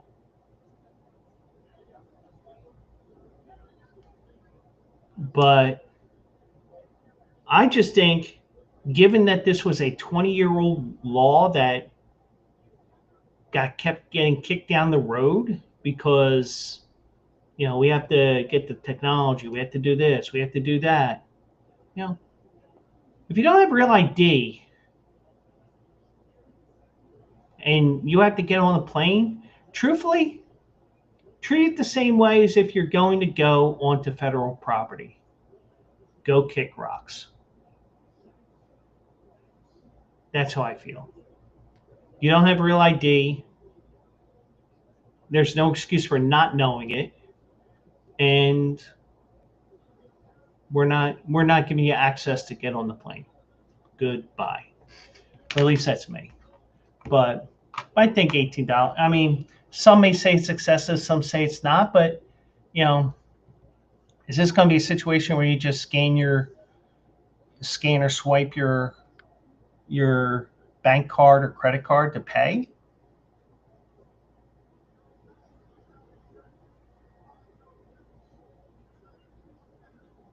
But it's just me. So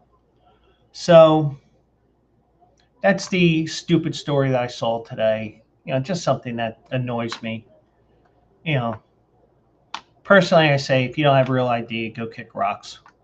But I understand that also.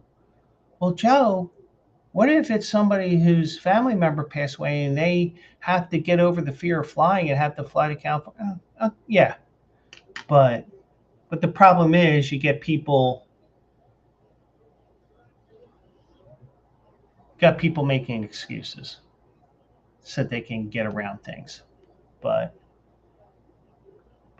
it is what it is. So that's going to be it for this show. And just a reminder, once again, also eligible Saturday morning, 10 a.m. We're definitely going to be looking at a race from Churchill. I still haven't decided what I'm going to do for those other races. So, and they called offensive pass interference on Buffalo. Houston's going to win 23-19. But Saturday morning, 10 a.m. on most of these same channels. We'll talk some horse racing. So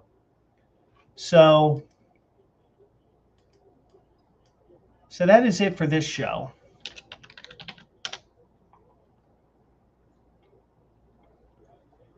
And I do want to thank everybody for joining me here tonight. And for those that are watching on those the other channels that I'm on, the Bleacher Brothers Twitch, Bleacher Brothers YouTube, Bleacher Brothers X, join me over at twitch.tv/Joe Quills. You can subscribe and help a guy out here. I mean, I'm not the type of person that asks for a handout. I'm not asking for a handout. I just think that I'm going to be doing some additional things coming up, and we'll have some fun with everything with that as well. But Saturday morning, 10 a.m. Most of these same networks, most of these same platforms will be looking at the races. So unintentionally, I talked as long as this game was, but Houston does win tonight, 23-19. And I found out, ladies and gentlemen, that yes, He's an asshole. I did play WWE material on Tuesday night, and yeah, it was me. But it wasn't. But when I was talking to AJ tonight, it wasn't a complete denial. As in, no, it wasn't me. I think I told him I have to look, and sometimes you just recall things. It's like, oh yeah, yeah. Like for example, the one time when I was working, while I was in school, I'm like, why did school give me a check for $6,000? And it's like, oh, the tuition for this quarter was about $6,000. What's left of that $12,000 I got for student loans was for that. So it's like, duh. And sometimes it takes a few days for things to get through, but sometimes you just gotta figure things out and go from there. But yeah, so I do appreciate everybody. Let's do it live once again, Monday night, 9 o'clock Eastern, 6 p.m. Pacific. And also eligible will be Saturday morning at 10 a.m. We're going to look at that one race from Churchill. What else I'm looking at? I don't know. We'll figure it out. And we had the other one here. So hold on a second. And it was only a matter of time that somebody got the Bleacher Brothers.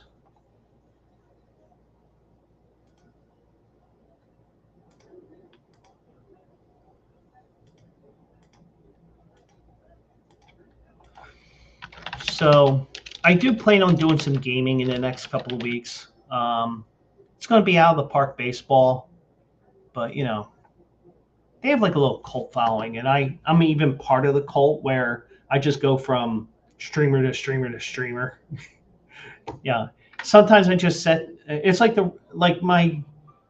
putting Twitch on in the morning is like the Rompo Peel rotisserie girl. You just set it and forget it. That's what I do. I just fix the monitor so I can watch while I'm work, and just do whatever, and just collect the drops that they have. So, but anyways, that's it. I'm rambling. I hope everybody has a great weekend. Do appreciate each and every one of yous, and let's do it live, if not Saturday morning, on Monday night, here on the Joe Quills Show on Bleacher Brothers and on twitch.tv/Joe Quills, which you should be following or subscribing, because if you get the subscription. If you get the notifications, you'll know I'm live, no matter what platform you want to use. So do appreciate all of yous.